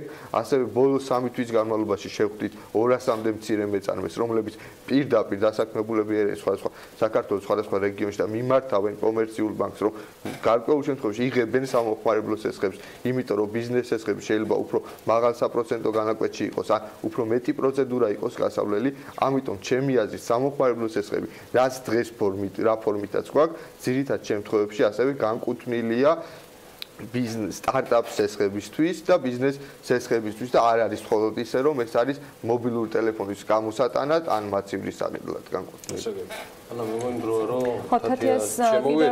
კიდევ ერთი ნაწილით უნდა გავაკეთოთ პრეზენტირება იმ ცვლილებების, რომელსაც ეროვნული ბანკი გვიანონსებს და ნაწილი ძალაში ჩედის. ფიზიკურ პირებზე სესხების გაცემის შესახებ დებულებაც მოამზადეს სეფში, რომლის მიზანით საქართველოს საფინანსო სისტემის სტაბილური ფუნქციონირებაა და ჭარბვალიანობით გამოწვეული რისკებისაგან სესხებელთა უფლებების დაცვა. დებულება სესხის გაცემის კრიტერიუმებს ადგენს და ის ვრცელდება თითქმის ყველა ტიპის სესხსა თუ კრედიტზე, რომელიც ფიზიკურ პირებზეა გაცემული. თათია ჩაფიჩაძე გვიბრუნდება, ახლა თათია შენგანოელით დამატებით განმარტებებს სწორედ ეროვნული ბანკის დებულებებთან დაკავშირებით. თავშივე აღნიშნავ, რომ ამ დებულების მოთხოვნები არ ვრცელდება იმ ფიზიკურ პირებზე გასაცემ სესხებზე, რომელთა შემოსავლის წყაროა სავაჭრო სამეწარმეო საქმიანობა. სესხები გაიცემა არა სავაჭრო სამეწარმეო მიზნობრიობით და ამასთან სესხების ვალდებულებების სესხის გამცემი ორგანიზაციების წინაშე აღემატება 1 მილიონი ლარის ან მის ექვივალენტს უცხოურ ვალუტაში. ასევე იმ შემთხვევაში, თუ სესხების ჯამური ვალდებულებები სესხის გამცემი ორგანიზაციების მიმართ არ აღემატება 300 ლარს და ამასთან სესხებელს საკრედიტო საინფორმაციო ბიუროს ბაზაში არ აქვს ეგრეთ წოდებული ნეგატიური სტატუსი. და ბოლოს მოთხოვნები არ ვრცელდება ფულადის სახსრების უზრუნველყოფით გაცემულ სესხებზე, უზრუნველყოფის ღირებულების და ვადიანობის ფარგლებში, თუ კი სესხის უზრუნველყოფილი ნაწილის დაფარვა გამიზნულია ფულადის სახსრების სახით არსებული უზრუნველყოფის საშუალებით. სხვა რამეზეა საუბარია, ანუ საუბარია, რაც დავაკორექტინეთ თათია, როგორია მოთხოვნები და აკრძალვები სესხის გამცემი ორგანიზაციების მიმართ. ისინი რა კრიტერიუმებს უნდა აკმაყოფილებდნენ, როგორც ერთ შემთხვევაში მსესხებელი, ასევე გამსესხებელი. დებულების ეს ნაწილი გიორგი საკმაოდ ვრცელია და წერია, რომ სესხის გამცემი ორგანიზაციის მოქმედი პოლიტიკა ისე უნდა იყოს განხორციელებული, რომ კრედიტების გაცემა ჯანსაღ საკრედიტო ურთიერთობებს ეფუძნებოდეს, რაშიც მოიაზრება ის, რომ თანაბრად იყოს დაცული როგორც მსესხებლის, ასევე სესხის გამცემი ორგანიზაციის ინტერესები. კერძოდ დაუშვებელია სესხის გამცემა ორგანიზაციამ სესხი გასცეს მსესხებლის გადახდის უნარიანობის სრულფასოვანი ანალიზის გარეშე. სრულფასოვან ანალიზში კი მოიაზრება მსესხებლის შემოსავლები, ხარჯები და ვალდებულებები. ამისთვის საფინანსო ინსტიტუტმა უნდა მიიღოს ყველა შესაბამისი დოკუმენტაცია, იქნება ეს სახელფასო ამონაწერითი თუ ცნობა შემოსავლების შესახებ. დაუდასტურებელი შემოსავალი უნდა იყოს გათვალისწინებული მხოლოდ კონსერვატიულად. აქვე აღსანიშნავია, რომ სესხებლის ყოველთვიური შემოსავლის წმინდა შემოსავლებსა და გადაახსახდელებს შორის სხვაობა უნდა აღემატებოდეს საოჯახო მეურნეობის საარსებო მინიმუმს. დაუშვებელია ასევე ისეთი კრედიტის გაცემა, როდესაც მსესხებელი მხოლოდ დარიცხულ პროცენტს იხდის, ხოლო ძირს ან ძირის მნიშვნელოვან ნაწილს ვადის ბოლოს. თუმცა ეს მითითებული შეზღუდვა არ ვრცელდება ისეთ შემთხვევებზე, როდესაც საშეღავათო პერიოდი არ აღემატება 6 თვეს იპოთეკური სესხის შემთხვევაში, ხოლო 3 თვეს სხვა ტიპის სესხების შემთხვევაში სესხის მოქმედების განმავლობაში. მესამე მუხლის მე-11 პუნქტში ასევე საუბარია სავალუტო რისკებზე და ნათქვამია, რომ სესხის გამცემა უნდა გაითვალისწინოს ისეთი შემთხვევები, როდესაც მსესხებელ შემოსავლები სესხის ვალუტისგან განსხვავებულ ვალუტაში აქვს, ან როდესაც სესხზე მოქმედებს სულადი საპროცენტო განაკვეთი.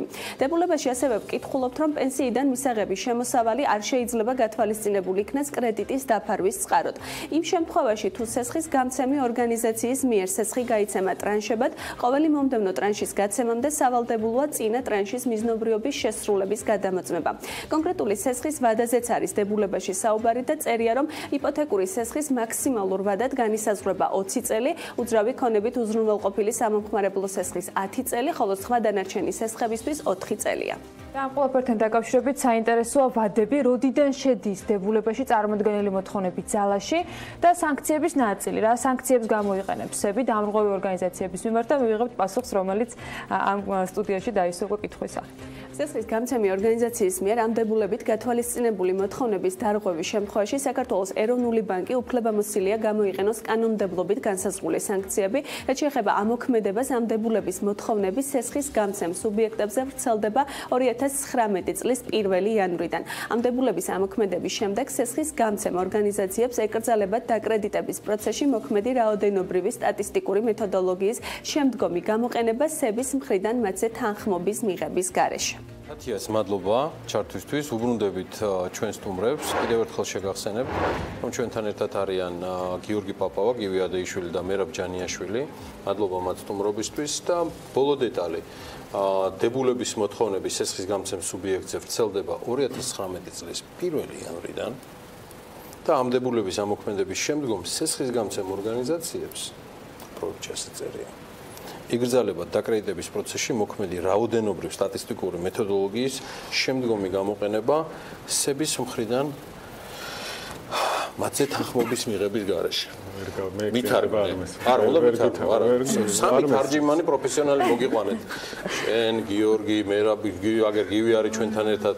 რაღაცა უნდა შევძლოთ, იმიტომ რომ მე ზარი ახლობელთან შეიძლება. რაღაცა ამდაგვარი, იმიტომ რომ წეღამ საუბრობდით, შეუძლებელია მაისის დასაწყისიდან, მერაბ, ესეა. კი, შეუძლებ. ხო, რა უკვე პროექტი. გივი. წერია 2019 წლის 1.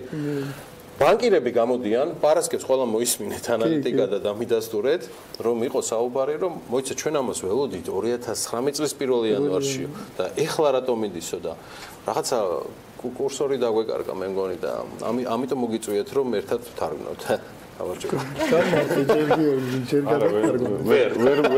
ვერ ხვდები, ანუ მეთოდოლოგიის გამოყენება ეკრძალებათ შემდეგ არ ვიცი, ანუ რა კონტექსტი არ ვიცი. ეროვნული ბანკი დაუდგენს რა მეთოდოლოგიით უნდა შეისწავლონ ეს ხალხი. ანუ სტატისტიკა როგორ აწარმოონ მაგას ეთქვის. ალბათ მაგაზეა საუბარი. ამ დებულების ამოქმედების შემდგომ, ნახე. ხო, ანუ საკუთარი მეთოდოლოგია. სესხის გამცემ ორგანიზაციებს დაკრედიტების პროცესში, გიორგი, ეკრძალებათ მოქმედი რაოდენობრივ სტატისტიკური ეკრძალებათ.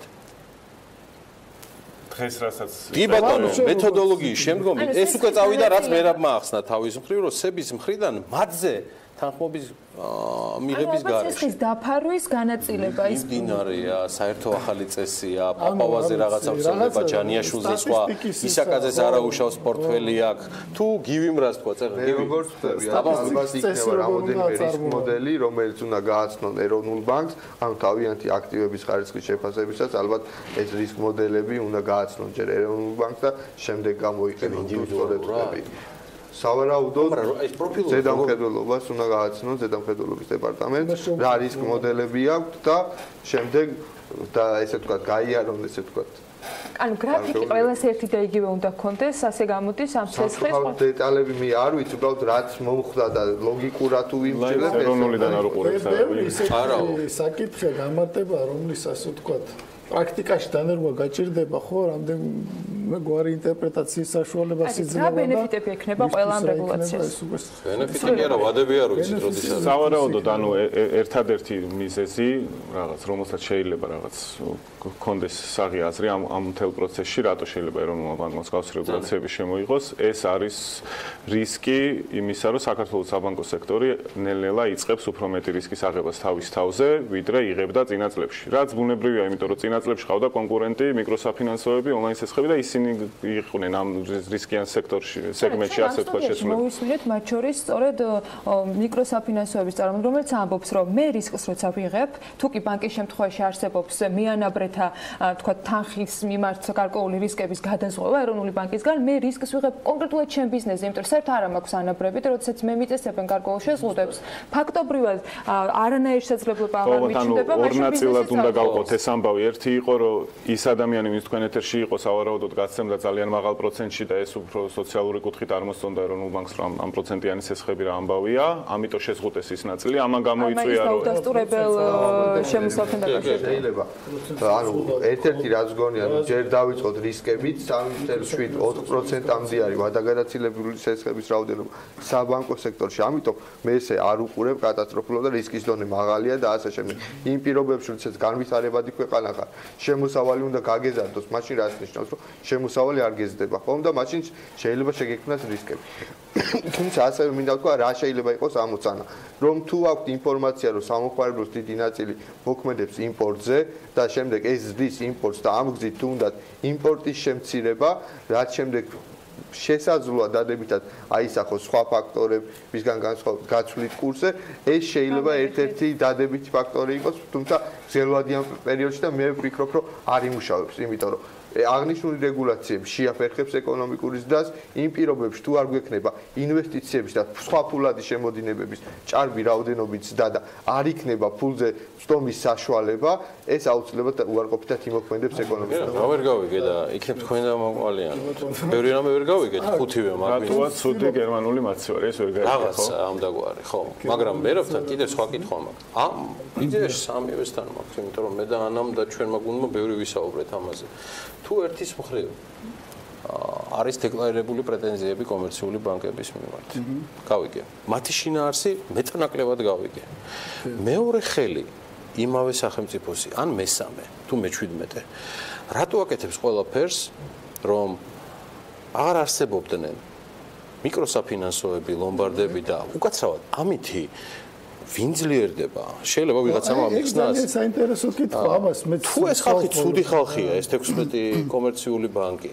კონკურენტებს რატო უსპობთ, ხო გარშემო? აღარ იარსებებენ. ეს მეც ვიცით და თქვენც. ანუ ეს რა არის, იცით, ეს ბოლო წლებში დაახლოებით ეგეთკენ მიდის ტენდენცია, რომ ანუ მიკროსაფინანსოებზეც გაიზარდა, იგივე მოთხოვნები გაიზარდა, რომ 1 მილიონი ქეშად უნდა გქონდეთ და ასე შემდეგ და თან ახლა ეს შეზღუდვა, ეს იგივე სესხების გაცემაზე შეზღუდვა, ხო? სხვილ ბანკებს დიდათ არ შეუქმნის პრობლემას. აი ზუსტად უცრუილ ბანკებს შეუქმნის პრობლემას. ანუ კონკურენციას ამ კუთხით შეზღუდავს და ეს არის ცუდი, რომ ანუ კონკურენცია შეიზღუდება, ისედაც დაბალია კონკურენცია, ხო, საბანკო ბაზარზე, რომ მაღალია კონცენტრაცია, ამას ყველა აღიარეს. სსფ და იბიარდიც, მაგრამ ხო, ანუ ჩვენი პოლიტიკა, ასე ვთქვათ, ცენტრალური ბანკის პოლიტიკა იქითკენ მიდის, რომ კიდევ უფრო შემცირდეს ეს კონკურენცია.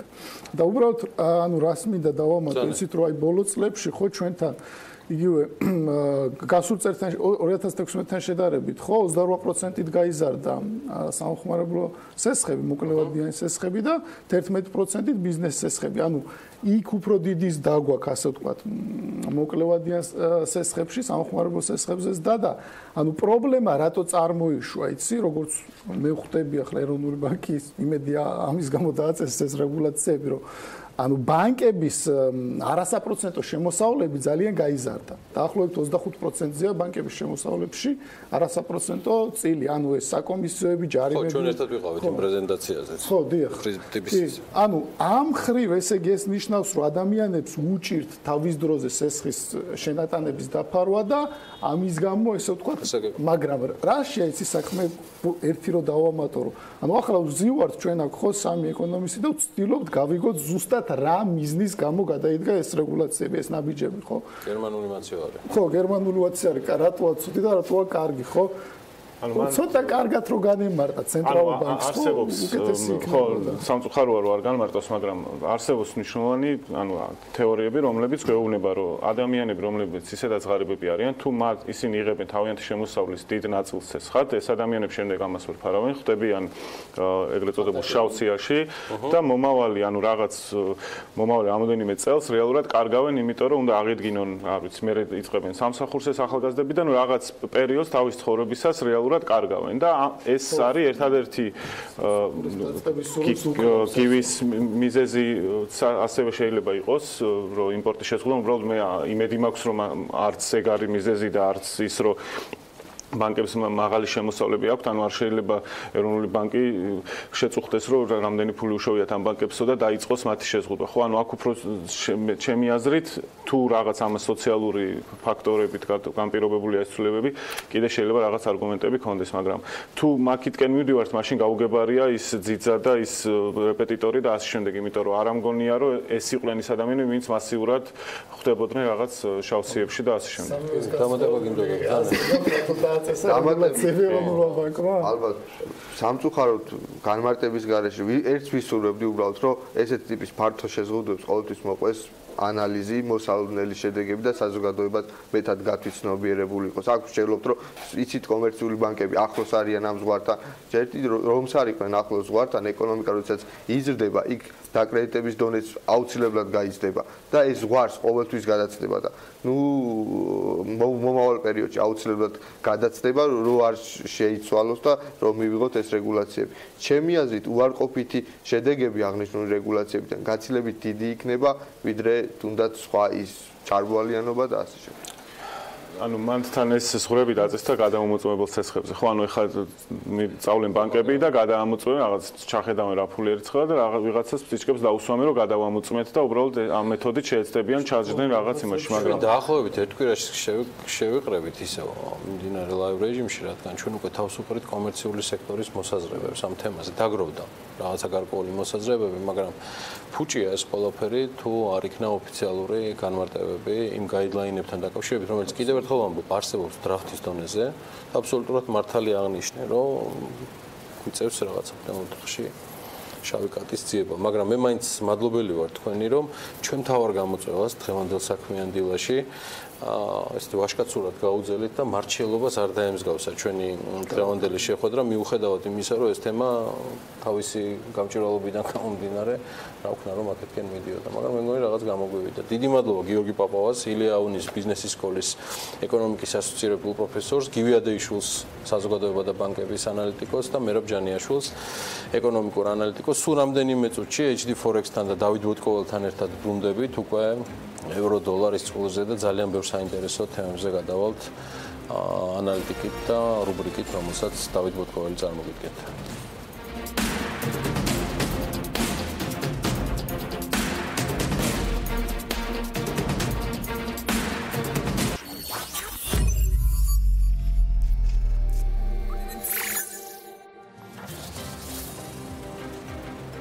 მეგობრებო, დაანონსებული თემა ევროს კურსის გამყარების გამო წელს მის, იდეაში მართლაც გენერალურ საავტომობილო შტოს Mercedes-Benz მოგება შეუმცირდება, დოლარის გამყარება გრძელდება, პარალელურად ამ კვირის განმავლობაში ველოდებით შტატებში საპროცენტო განაკვეთთან დაკავშირებულ ძალიან მნიშვნელოვან განცხადებას. რა ხდება ამასობაში მსოფლიო ბირჟებზე?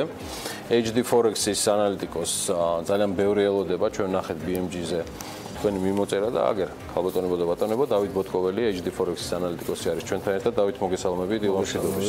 როგორ შეაფასებდი გასულ კვირას? მოდი დავიწყოთ ბირჟების მიმოხილვით და შემდგომ უკვე გადავიდეთ პროგნოზებზე. პირველ რიგში აღსანიშნავია კვლავ დოლარის გამყარების პროცესი მთლიანობაში. ფაქტიურად ყველა ვალუტასთან გამყარდა მეტნაკლებად, რა თქმა უნდა, და პირველი ესე ძლიერი გამყარება გამოიწვია ახალზელანდიურ დოლარზე, ფუნტ სტერლინგზე და შვეიცარიულ ფრანგზე. თუმცა ისევ მინდა გავამახვილო ყურადღება ფუნტ სტერლინგთან დაკავშირებით, რადგანაც დიდ ბრიტანეთში ისევ გამოდის ცუდი მაკროეკონომიკური მაჩვენებელი და შესაბამისად რეაქციაც სახეზეა. ფაქტიურად ერთი დღის განმავლობაში დაკარგა ძალიან დიდი პოზიციები, 1.37-50 ნიშნულთან ჩამოვიდა, ეს არის წინა თვეების მინიმუმები. შესაბამისად, აი ხა ვნახოთ რა რეაქცია იქნება ბაზარს აი ამ მინიმუმებთან, როგორ ვთქვათ მოიქცევა უშუალოდ ფუნტ სტერლინგი. თუმცა ეგ დამახასიათებელი რაც იყო, ყველაზე ესეთი მნიშვნელოვანი დეტალი უშუალოდ ბრიტანეთისთვის ეს არის, რომ ბოლო 6 თვეა, აი ბოლო 6 თვეს რო გადავალოთ თვალი, მთლიანი შიდა პროდუქტი დიდ ბრიტანეთში იკლებს არა მარტო წლის მაჩვენებლით, არამედ კვარტალის მაჩვენებლით და თანდათანობით ეტაპობრივად, ესე ვთქვათ, კლების ტენდენცია და არა გამორიცხული, რომ მომავალშიც თუ ესე გაგრძელდა, ესე ვთქვათ, პოლიტიკური ფონი, ეკონომიკური ფონი და ასე შემდეგ მომავალში. დავით, აი მინდოდა მეკითხა, ეხლა აქ ჩვენი კოლეგა და ახალი თანაწამყვანი ბუკა პეტრიაშვილი რო იყო, შანსს არ გაუშვებდა ხელიდან და შეგეკითხებოდათ და მე პრინციპში ჩავანაცვლებ ბუკას ამ შემთხვევაში. ეს ხომ არ არის დაკავშირებული მაინც Brexit-ის турბულენტთან და პირადად ჩემთვის შეიძლება ვწდები და შემისწორეთ. გაურკვეველი სავაჭრო ურთიერთობები ევროკავშირთან, რომელსაც თავი ბოლო მე პირადად ყოველ შემთხვევაში ამ ორი სუბიექტის ურთიერთობაში ვერ გავუგებ. კი ბატონო, რა თქმა უნდა, პირდაპირ არის კავშირში, პირდაპირ კორელაცია აბსოლუტურად, იმიტომ რომ ფაქტიურად გამოდის, რომ ევროპა ართმობს ბრიტანეთს უნდა რომ რბილად გავიდეს, ესე ვთქვათ, ჯერ დადოს ხელშეკრულებები ევროკავშირთან და გადაწიეს გარკვეული სქემები, ბრიუსელის მთელი ეს კონფერენციები მოხდა, შეთანხმებას ვერ მივაღწიეთ და ასე შემდეგ. თუმცა გერმანია არ უშვებს ერთგვარად აი ამ ესე ვთქვათ სიტუაციას, რომ რეალობაში მეის პირდაპირ ეუბნებიან, რომ ჯერ გადით, მერე ვთქვათ დავინახოთ რა და როგორ მოხდება ჩვენ შორის ურთიერთობა. ამის გამო იყო, რომ თავის დროზე მეი ჩავიდა დონალდ ტრამპთან და იგივე იქ გააფორმა კიდე დამატებითი ესე ვთქვათ ხელშეკრულებები. Brexit-დან გამომდინარე ელოდებოდნენ გარკვეულ კრიზისებს, გარკვეულ კლებას ეკონომიკისას. რამდენად არის ეს საპროგნოზო ჩარჩოებში თუ კიდე უფრო უარესი შედეგები დადგა დღეს, როდესაც საუბრობთ, რომ პრობლემები აქვს ბრიტანეთის ეკონომიკას. ნაწილობრივ იყო ასევე გარკვეული უცხოური მედია აღნიშნავდა, რომ პირიქით საპროგნოზოსთან დაკავშირებით ჯერ არც მისულა ზღვრამდე ბრიტანეთის ეკონომიკა. კი ბატონო, ვიტყვი იმას, რომ მართლა არ მისულა, ანუ რეალობაში ისეთი კატასტროფული კლება არ განუცდია, თუმცა მაინც საგულისხმო არის ხო, რომ 6 თვე ზედიზედ ესე ვთქვათ იკლებს ეკონომიკა. ეს არ არის ვთქვათ რაღაც მეორადი ქვეყანა, ეს დიდი ბრიტანეთი არის და საფინანსო ცენტრია, რომელიც ამ სტატუსის აკარგვის რისკის ქვეშ. თავისთავად, რა თქმა უნდა, იმიტომ რომ მანდი მყოფება ყველაზე მეტი ბანკი, იგივე ამერიკული და შესაბამისად მაქედან გავიდეს ამერიკული ბანკები, ეს ფაქტიურად ძალიან რთული იქნება ბრიტანეთის ეკონომიკისთვის. მაგრამ მიუხედავად ამისა, მაინც ინარჩუნებს ესე ვთქვათ, ანუ ძალიან ესე არ მინდა სურათი დავამძიმო და ინარჩუნებს თავისთავად ბრიტანეთი თავის ფუნქციებს. შესაბამისად, იმედი გვაქვს, რომ მომავალშიც აი ბრიტანეთში ცოტა ესე დასტაბილურდება ეს. ბატონო, ყოველთვის განსხვავებით მათ შორის ჩვენი ეროვნული ბანკისგანაც განსაკუთრებული ენაწყლიანობით და სიხშირით თავისი გამოსვლებისას გამოირჩევა მარიო დრაგი. რაც გასული კვირა იყო გამონაკლისი, თქვენ დაანონსეთ წინა ეთერში, რომ იქნებოდა მისი განცხადება, რა იყო ძირითადი გზავნილები ბანკის ხელმძღვანელისგან. ძირითადი გზავნილი არის ორაზროვანი პირველ რიგში. მანდაც პირველ რიგში ეს არის ის განცხადება, რომ ყველაფერი კარგათაა, თუმცა საგარეო ფაქტორებიც თავისთავად ახდენს ზეგავლენას. აი ესეთი განცხადება გააკეთა. ნუ რა თქმა უნდა, ეხლა ევროზონის ეკონომიკას თუ გადავხედავთ, მთლად ისეთი არ არის, მთლად ისე ლამაზად არა სიტუაცია, როგორც დრაგიმ დაგვეხატა. პირველ რიგში შეეწყო, რა თქმა უნდა, საფრანგეთს და ესპანეთს, ანუ იქაც კი დაიწყო ეხლა ამ ბოლო პერიოდში მთლიანში და პროდუქტის კლება და მოგეხსენებათ, საფრანგეთი მეორე ეკონომიკა არის უშუალოდ ევროზონის და თუ ესე ვთქვათ, ძრები მოხდა საფრანგეთში მთლიანში და პროდუქტთან დაკავშირებით, ინფლაციასთან დაკავშირებით, სხვადასხვა მაკროეკონომიკურ მაჩვენებლებთან დაკავშირებით, ეს ევროზონას პირდაპირ დააწვება. პირდაპირი გაგებით. ამიტომ იყო, რომ ფაქტიურად დრაგის განცხადების შემდეგ ბაზარმა დრაგის არ დაუჯერა. მოდი ესე ვთქვათ. ხშირად ხდება ესეთი რამე, როდესაც აკეთებენ განცხადებას, ვთქვათ, და ამ დროს ბაზარი არ უჯერებს, იმიტომ რომ ჩვენც კარგად ვიცით, ხო, ფონი ერთი არის და მეორე სტატისტიკა. რას გვაჩვენებს და რა ვთქვათ, მოლოდინები აქვს. თუმცა მინდა აღვნიშნო, რომ მოლოდინები მართლა კარგი აქვს მარიო დრაგის, მიუხედავად ორაზროვნებისა და შესაბამისად შეეტყო აი ამ ევროს ზუსტად აი ამ განცხადებით, ანუ ფუნტ სტერლინგთან ერთად ევრო არ დაეცა.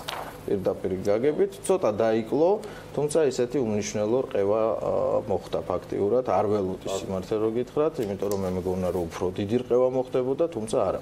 სამაგიეროდ სტაბილური იყო კრიპტოვალუტებისათვის გასული კვირა შედარებით. სამაგიეროდ სტაბილური იყო, კი ბატონო, ანუ რიგმა კრიპტოვალუტებმა მოიმატეს საკმაოდ ესე დიდი რაოდენობით, მაგალითად იგივე ბიტკოინმა ფაქტიურად 6%-ით მოიმატა, ეთერიუმმა თუ არა ვწდები 15-16%, საკმაოდ ესეთი მაღალი მაჩვენებლები აქვს, ისევ ჯერ ვეყრდნობით სოროს თავისთავად და იგივე აი კლანებს ესე ვთქვათ, მაგნატებს ესე ვთქვათ, რომ იმედია ისინი დაინტერესდებიან. საერთო ჯამში მგონია რომ კრიპტოვალუტები ეს მომავლის თემაც არის და შესაბამისად შესაძლებელი არის რომ ბევრი კრიპტოვალუტა წავიდეს ზევით. და დავით, ბოლოს რა იქნება ამ კვირის, მაისის პირველი კვირის ყველაზე განსაზღვრელი სავალუტო ბაზრებისთვის?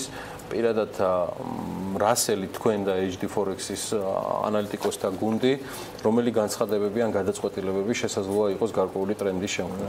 პირველ რიგში ესევ შეერთებულ შტატებისკენ არის ესე ვთქვათ ყურადღება და ეს ეხება რა თქმა უნდა საპროცენტო განაკვეთს. თუმცა მარტო საპროცენტო განაკვეთი იმდენად არ არის განსაზღვრელი ამ შემთხვევაში, რამდენადაც განსაზღვრელია უშუალოდ ფედრეზერვის სხდომა, რომელიც რაღაც გადაწყვეტილება უნდა მიიღოს ფაქტიურად.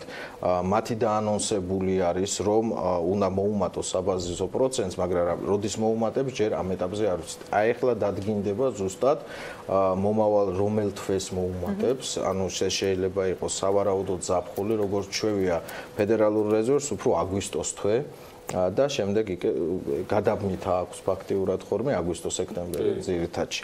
მეორე მომენტი ეს არის, რა თქმა უნდა, იგივე უმუშევრობის მაჩვენებელი, ძალიან საინტერესო სიტუაცია უმუშევრობის მაჩვენებელთან, იმიტომ რომ ამხელა ქვეყანა არის შეერთებული შტატები და 4% აქვს უმუშევრობის მაჩვენებელი. მაგრამ აქვე ესე ვთქვათ ეს მოსალოდნელია 4% და აქვე არის მოსალოდნელი, რომ უფრო დაიკლებს უმუშევრობის მაჩვენებელი, პირადად მე ესე მგონია, იმიტომ რომ სეზონური სამუშაოები ახლა უკვე გაიხსნა და შესაბამისად მივიღებთ ამ ალბათ უფრო კლებისკენ ტენდენციას და არ არის გამორიცხული 3.8-მდე, 3.9-მდე ჩამოვიდეს უმუშევრობის მაჩვენებელი. ეს დოლარზე რა თქმა უნდა გადასარევი იქნება და უფრო გაამყარებს დოლარის კი რა თქმა უნდა თავისთავად. ყველაფერი დანარჩენისთვის არსებობს HD Forex-ის ანალიტიკა, რომლის ბეჭდურ ვერსიას სულ რამდენიმე წუთში თქვენ უკვე გაეცნობით BMG-ის ვებგვერდზე. ვიდეო ვერსიას დავით ბოტკოველის ანალიტიკისა ნახავთ ასევე ჩვენს Facebook გვერდზე და bm.g-ზე. მოკლედ, მადლობა დავითს მობრძანებისთვის და საინტერესო საუბრისთვის. ჩვენ ახლა გავალთ მოკლე რეკლამაზე, ბატონ დავით ბოტკოველს გავაცილებთ და სულ მალე გიბრუნდებით უკვე ელენ ჩომახიძის და BLC-ის ერთობლივი რუბრიკით. ელენეს სტუმარი კვლავ BLC-ის მართველი პარტნიორი ალეკ ბოლქვაძე იქნება. ძალიან საინტერესო თემაზე ისაუბრობენ. არ გადართოთ, სულ მალე გიბრუნდებით ელენე ჩომახიძესთან ერთად.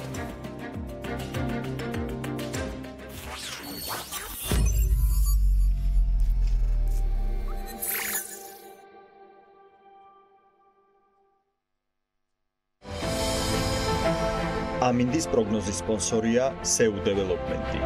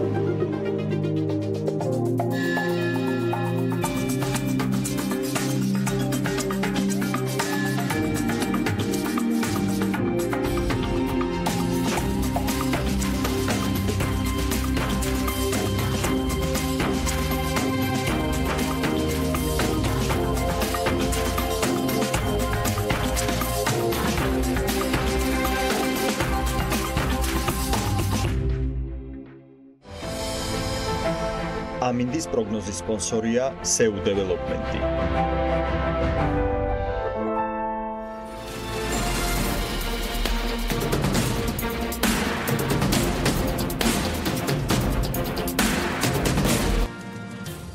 საქმიანი დილის ბოლოს ძალიან ჩამოხიდდა ბილცის პარტნიორი და დამფუძნებელი ალეკო ბოლქვაძე დღევანდელ რუბრიკაში სოფლის მეურნეობის სექტორში ინვესტირების მნიშვნელობაზე და იმ ეფექტებზე ისაუბრებენ, რომელიც მიწის უცხოელებზე გასხვისებასთან დაკავშირებით ამ დრომდე გამოცხადებულ მორატორიუმს მოჰყვა და კიდევ მომავალშიც ბევრი ეფექტი უნდა დავითვალოთ. მოკლედ ელენე ჩამოხიძე გვერდება საქმიანი დილის ეთერში.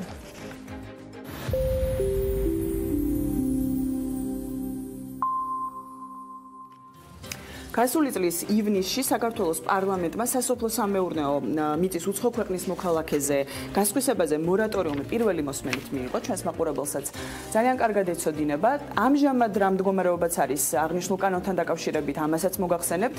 პარლამენტს უკვე შემუშავებული აქვს ორგანული კანონი, მისი საბოლოო ფორმა, ესე რომ ვთქვათ, სახეზე გვაქვს და მისი ინიცირება უახლოეს დღეებში უნდა მოხდეს საკანონმდებლო ორგანოში. მანამდე ჩვენ როგორც ანამ უკვე წარადგინა ბილსის პარტნიორთან და დამფუძნებელთან ალეკო ბოლქვაძესთან ერთად ვისაუბრებთ აღნიშნული კანონის დადებით და უარყოფით მხარეებზე, ასევე სტატისტიკურ მონაცემებზე, რომელიც საქართველოს სოფლის მეურნეობის სფეროში გვაქვს წარმოდგენილი და იმ ეფექტებზე, ეკონომიკურ ეფექტებზე, რაც შეიძლება მოყვეს აღნიშნული კანონის მიღებას, ანუ გულისხმობ უცხოელებზე მიწის გასხვისებას.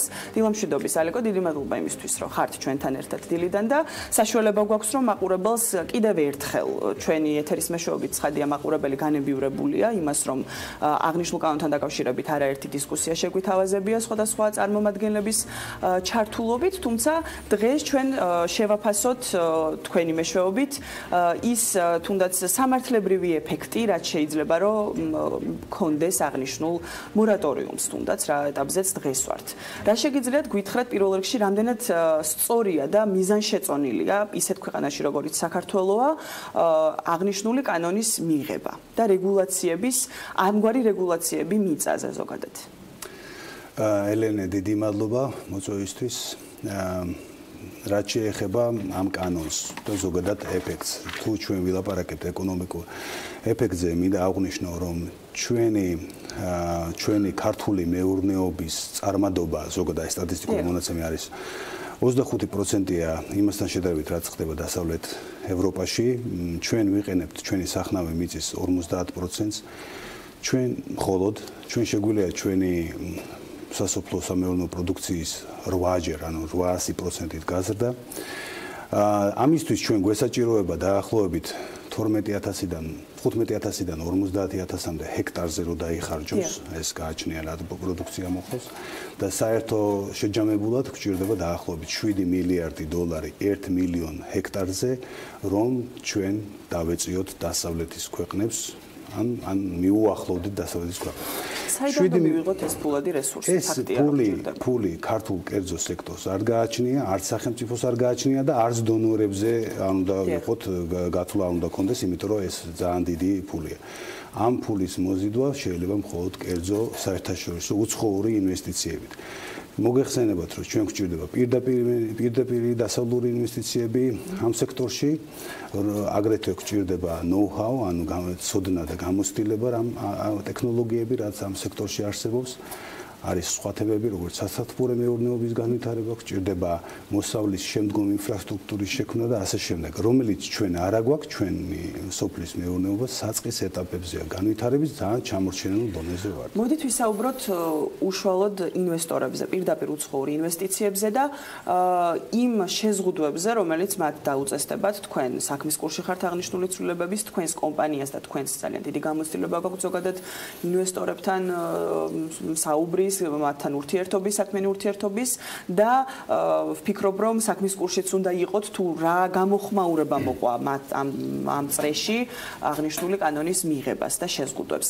რა აზრის არის ბიზნესი და უცხოური ინვესტორები, უცხოელი ინვესტორები აღნიშნულ კანონთან დაკავშირებით? ელენე, სანამდე პირდაპირ გაგცემდეთ შეკითხვას, გეტყვით როგორ მივედით აქამდე.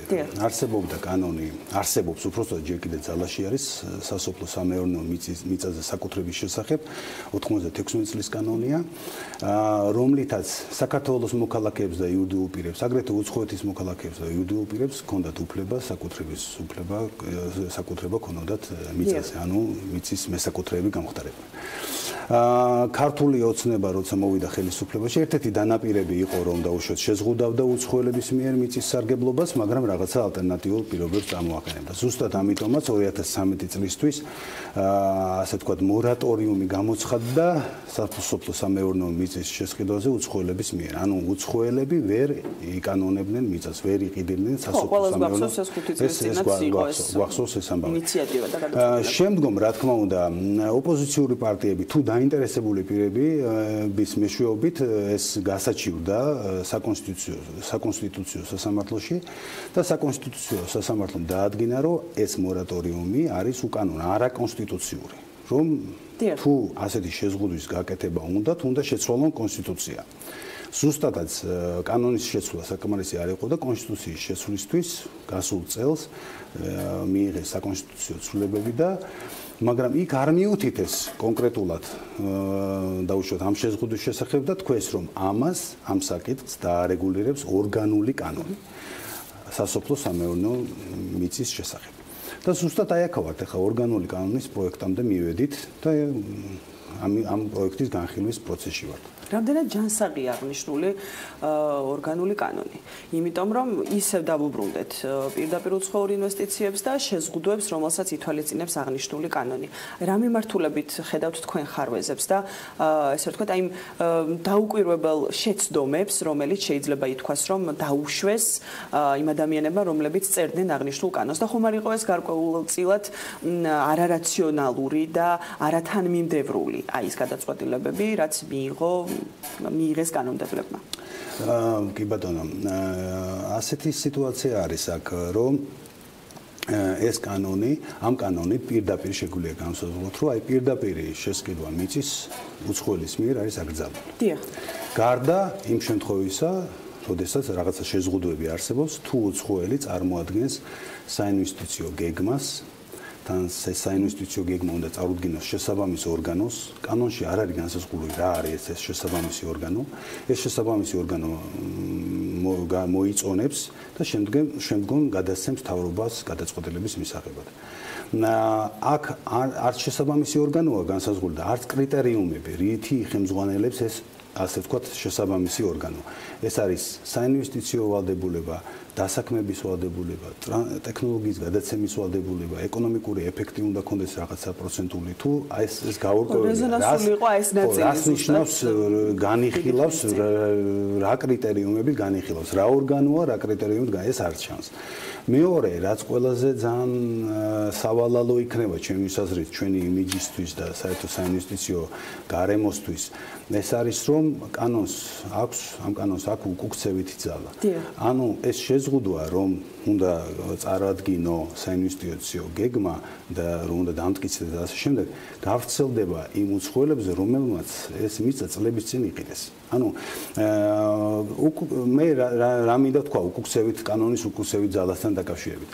უკუქცევითი ძალა კანონს ენიჭება, როდესაც დაუშვათ ადამიანის მდგომარეობას აუმჯობესებს. აი ეს არის კონკრეტული პრაქტიკა. აი მაგალითად, პირს აქვს მისჯილი 8 წელი ციხე, მიიღეს კანონი, რომლითაც ეს დანაშაული ისჯება 2 წლით და შესაბამისად იმცირდება. ანუ იმ ადამიანს აუმჯობესებენ მდგომარეობას.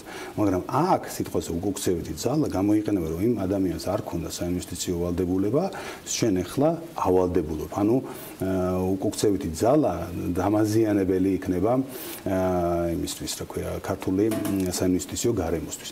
ეხლა კიდევ ერთხელ ჩემი აზრით, მართალი გითხრათ, სიტყვა ეხლა დისკრიმინაციულს ყველაფერზე გავიძახით, მაგრამ აქ მართლა ვხედავ დისკრიმინაციის ელემენტებს და რატო? აი რა კრიტერიუმებით, აი ქართველმა იყიდოს და არ დაამუშავოს გვაწყობს აი ეს მომენტი, აი რატო არ უნდა ეხებოდეს ეს ქართველებს? ჩვენ ხო ვამბობთ, რომ სასოფლო-სამეურნეო მიწა არის განსაკუთრებული საგანძური, ასე ვთქვათ, რა განსაკუთრებული მნიშვნელობა, იმიტომ რომ ჩვენი მოდით ასეთი გამოკვების საშუალებაა, ხო? ამიტომ ქართველმა თუ განახორციელა სპეკულირება, ხშირად არის ასეთი თემა, რომ მოდით იყიდეთ და დააძინებენ მიწას და ხელს არ კიდებენ. რა მნიშვნელობა აქვს, რატო უცხოელი და რატო არა ქართველი? სიტყვაზე მე ვფიქრობ, რომ მაშინ ქართველებს გავრცელდეს ეს ვალდებულება. კი ბატონო, ვიყიდით მიწას, უნდა დავამუშავოთ. კიდე ერთი, ჩვენ გვაქვს დაახლოებით 60-მდე ორმხრივი საერთაშორისო ხელშეკრულება სხვადასხვა ქვეყანასთან, სადაც ვამბობთ, რომ ვეუბნება ეს სიტყვაზე, ავიღოთ ამერიკასთან ხელშეკრულება, ხო? ეკონომიკის ინვესტიციების და თანამშრომლობის ხელშეკრულება. სადაც ვამბობთ, რომ თქვენ მოქალაქეებს ისევე მოვეპყრობით, როგორც ჩვენ საკუთარს, ხო? ანუ რა გამოდის, ჩვენ თუ ეს კანონი მივიღეთ, ამ 60 საერთაშორისო ხელშეკრულებას რას უშვებით? ანუ უნდა დავიწყოთ მაგათი შეცვლა, საფრთხის ქვეშ არის, რა თქმა უნდა და ეს პირდაპირ დაგვაზიანებს. ეხლა მე აუცილებლად მინდა კითხოთ და გავამახვილოთ ყურადღება საკუთრების იმ ფორმაზე, რა ფორმად შემოგთავაზა პარლამენტმა, ესე ვთქვა და კანონმდებლებმა რა შემთხვევაშიც გარკვეულწილად რჩებათ ესეთი სივრცე უცხოელებსაც, რომ შეძლონ ფლობა და გამოყენება სასოფლო-სამეურნეო დანიშნულების მიწის. საუბარი მაქვს იჯარაზე. აი ეს და წილიც რო შევაფასოთ, აი ეს ფორმა, რაც შემოთავაზებულია იჯარის, ის ხანგრძლივობა, რაოდენობა, რაც წარმოდგენილი აღნიშნულ კანონში, რამდენად არის რეალურად, ესე ვთქვათ, სწორი, რომ იყოს ჩადებული და რამდენად ხომ არ არის ეს უბრალოდ ჩანაწერისთვის. ელენე, ძალიან სწორად აღნიშნეთ იჯარასთან დაკავშირებით, ამაზე საუბრობს მთავრობა, რომ საკუთრება არაა საჭირო იჯარით აიღონ, მაგრამ იჯარა არ არის ალტერნატივა საკუთრების. იჯარის დროს უცხოელი არ გაანახორციელებს იმ ინვესტიციებს, რაც საჭიროა. მოდით აი ესეთი შედარება გავაკეთოთ, როდესაც ადამიანი დაუშვათ ქირაობს ბინას, ხო? რა თქმა უნდა, ის რაღაც კაპიტალურ დაბანდებას ამ ბინაში რემონტს არ განახორციელებს, არ მოუვლის. იგივე ანალოგიით ავიღოთ იჯარა. უცხოელი, რომელსაც მიწა იჯარით აქვს აღებული, მაქსიმალურად შეეცდება ეს მაქსიმალურად გამოფიტოს, გამოიყენოს, არ სასუქებს არ შეიტანს. რაც შემდგომში ან მიწის გაუარესება იქნება, ეროზიული პროცესები დაიწყება.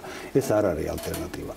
თან სამართლებრივადაც იჯარის ხელშეკრულების შეწყვეტის საფუძვლები არსებობს სამოქალაქო კოდექსში და ბევრად უფრო, ასე ვთქვათ, ცუდ მდგომარეობაში არიან. ეს მოინდომა მესაკუთრება და შეუწყვეტა. ეს ადამიანი, ინვესტორი, როდესაც ფულს დევს, დროს ხარჯავს, მოსავალი მოაქვს და უცბად ზრუნავს ამაზე და უცბად უწყდება ხელშეკრულება. მაგრამ თუ ჩვენ ვსაუბრობთ იმაზე, რომ ახლა იჯარის ხელშეკრულებას გავაკეთებთ 50 წლიანს და უფრო მეც და შესაბამისად, მაშინ ეს უტოლდება საკუთრებას. რეალურად ამაზეც იყო საუბარი, რომ არ იზარალებენ, ესე რა ვთქვათ, აღნიშნული ინვესტორები, იმიტომ რომ იჯარა იქნება გრძელვადიანი და ფაქტობრივად ისინი ვერც იგრძნობენ საკუთარ თავზე და საკუთარ ბიზნესზე. ასეთი განმარტებები გაკეთდა თავის დროზე ამ ადამიანების მხრიდან მუშაობთ აღნიშნულ კანონზე და ამ შემთხვევაში თქვენ აფიქსირებთ იმ მოსაზრებას, რომ რეალურად აზრი არ აქვს. გრძელვადიან იჯარას პარალელივითგავონა როგორც აღნაგობის ფორმას.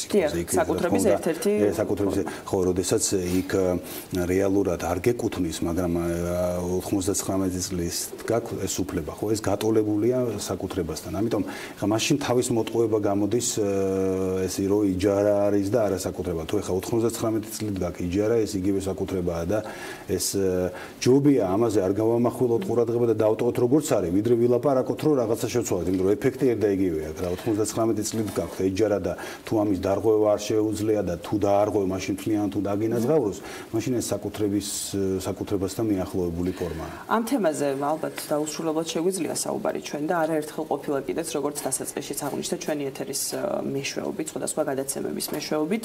ჩვენ მოვისმინეთ ეკონომისტების შეფასება, ჩვენ მოვისმინეთ კანონმდებლების შეფასება და ცხადია ჩვენ კონკრეტულ შედეგებზე ახლა ვერ ვისაუბრებთ, სანამ ეს კანონი არ ამოქმედება, სანამ რეალურად კანონი არ შევა ძალაში და რაღაც პერიოდი არ გავა და არ გვექნება უკვე კონკრეტული შედეგები კერძო სექტორისგან. მაგრამ მინდა გთხოვოთ, სანამ დავასრულებთ ეთერს, რომ თქვენ როგორც იურისტმა და თქვენ როგორც პრაქტიკოსმა იურისტმა, რომელსაც როგორც აღნიშნე გამოცდილება გაქვთ საერთაშორისო წარმომადგენლებთან, ორგანიზაციების იქნება თუ კომპანიების იქნება, ამ ადამიანებთან ურთიერთობის გამოცდილება და ასევე ცხადია ბრძანებით იურისტი, რამდენად ესე ვთქვათ, აი მიზანშეწონილი იყო სამართლებრივი კუთხით მხოლოდ და მხოლოდ, რომ აი რამდენად თანმიმდევრული იყო ის გადაწყვეტილებები და ნაბიჯები, რომელიც განახორციელეს იმ პირებმა, რომელმაც განახორციელეს ინიცირება აღნიშნული კანონპროექტის და რამდენად სამართლებრივად როგორ შეაფასებთ, თქვენ როგორ შეფასებას მისცემთ?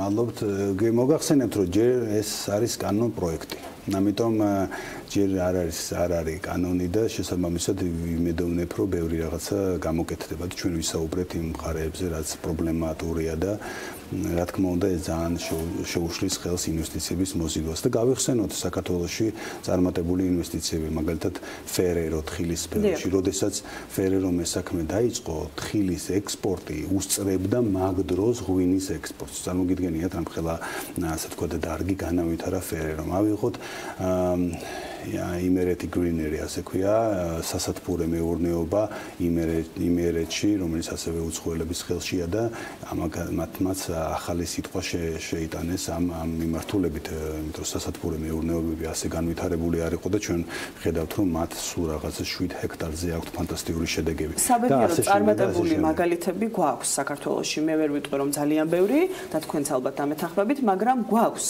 მაინც ამ ეტაპზე ის მაგალითები იმ კომპანიების წარმატებული საქმიანობის, რომლებმაც ინტერესი გამოთქვეს საქართველოში, დაინტერესდნენ ქართული მიწით, დაინახეს მისი პოტენციალი და რეალურად მათ გარკვეული სარგებელიც მოქონდათ ჩვენ ეკონომიკაში, საკმაოდ დიდი წვლილი ჰქონდათ. დიდი, შეგვიძლია ესეც ვთქვათ. ძალიან დიდი მადლობა ალეკო იმისთვის, რომ იყავით ჩვენთან ერთად და მეტად მნიშვნელოვან საკითხს დაუთმეთ თქვენი ყურადღება და საინტერესო ანალიზი შემოგთავაზეთ. რასაკვირველია მაყურებელს შევახსენებ, რომ როგორც უკვე დასაწყისშიც აღვნიშნა, პარლამენტში ინიცირება აღნიშნული ორგანული კანონის უახლოეს დღეებში მოხდება. ჩვენ აუცილებლად მიუბრუნდებით ამ თემას და რასაკვირველია, როგორც უკვე აღვნიშნე, გაგვიჭირდება კონკრეტულ შედეგებზე საუბარი, მაგრამ ჩვენ შეგვიძლია კომპეტენტურ სტუმრებთან ერთად გავთვალოთ რეალურად და ეს პროგნოზირება მოვახდინოთ დაახლოებით რა შედეგები შეიძლება მოიტანოს ამა თუ იმ საკანონმდებლო ცვლილებამ, ასე რომ დაველოდოთ, გავუსწრებთ მოვლენებს, აუცილებლად დავუბრუნდებით ჩვენ მიწის შესახებ კანონს ჩვენი ეთერის მეშვეობით.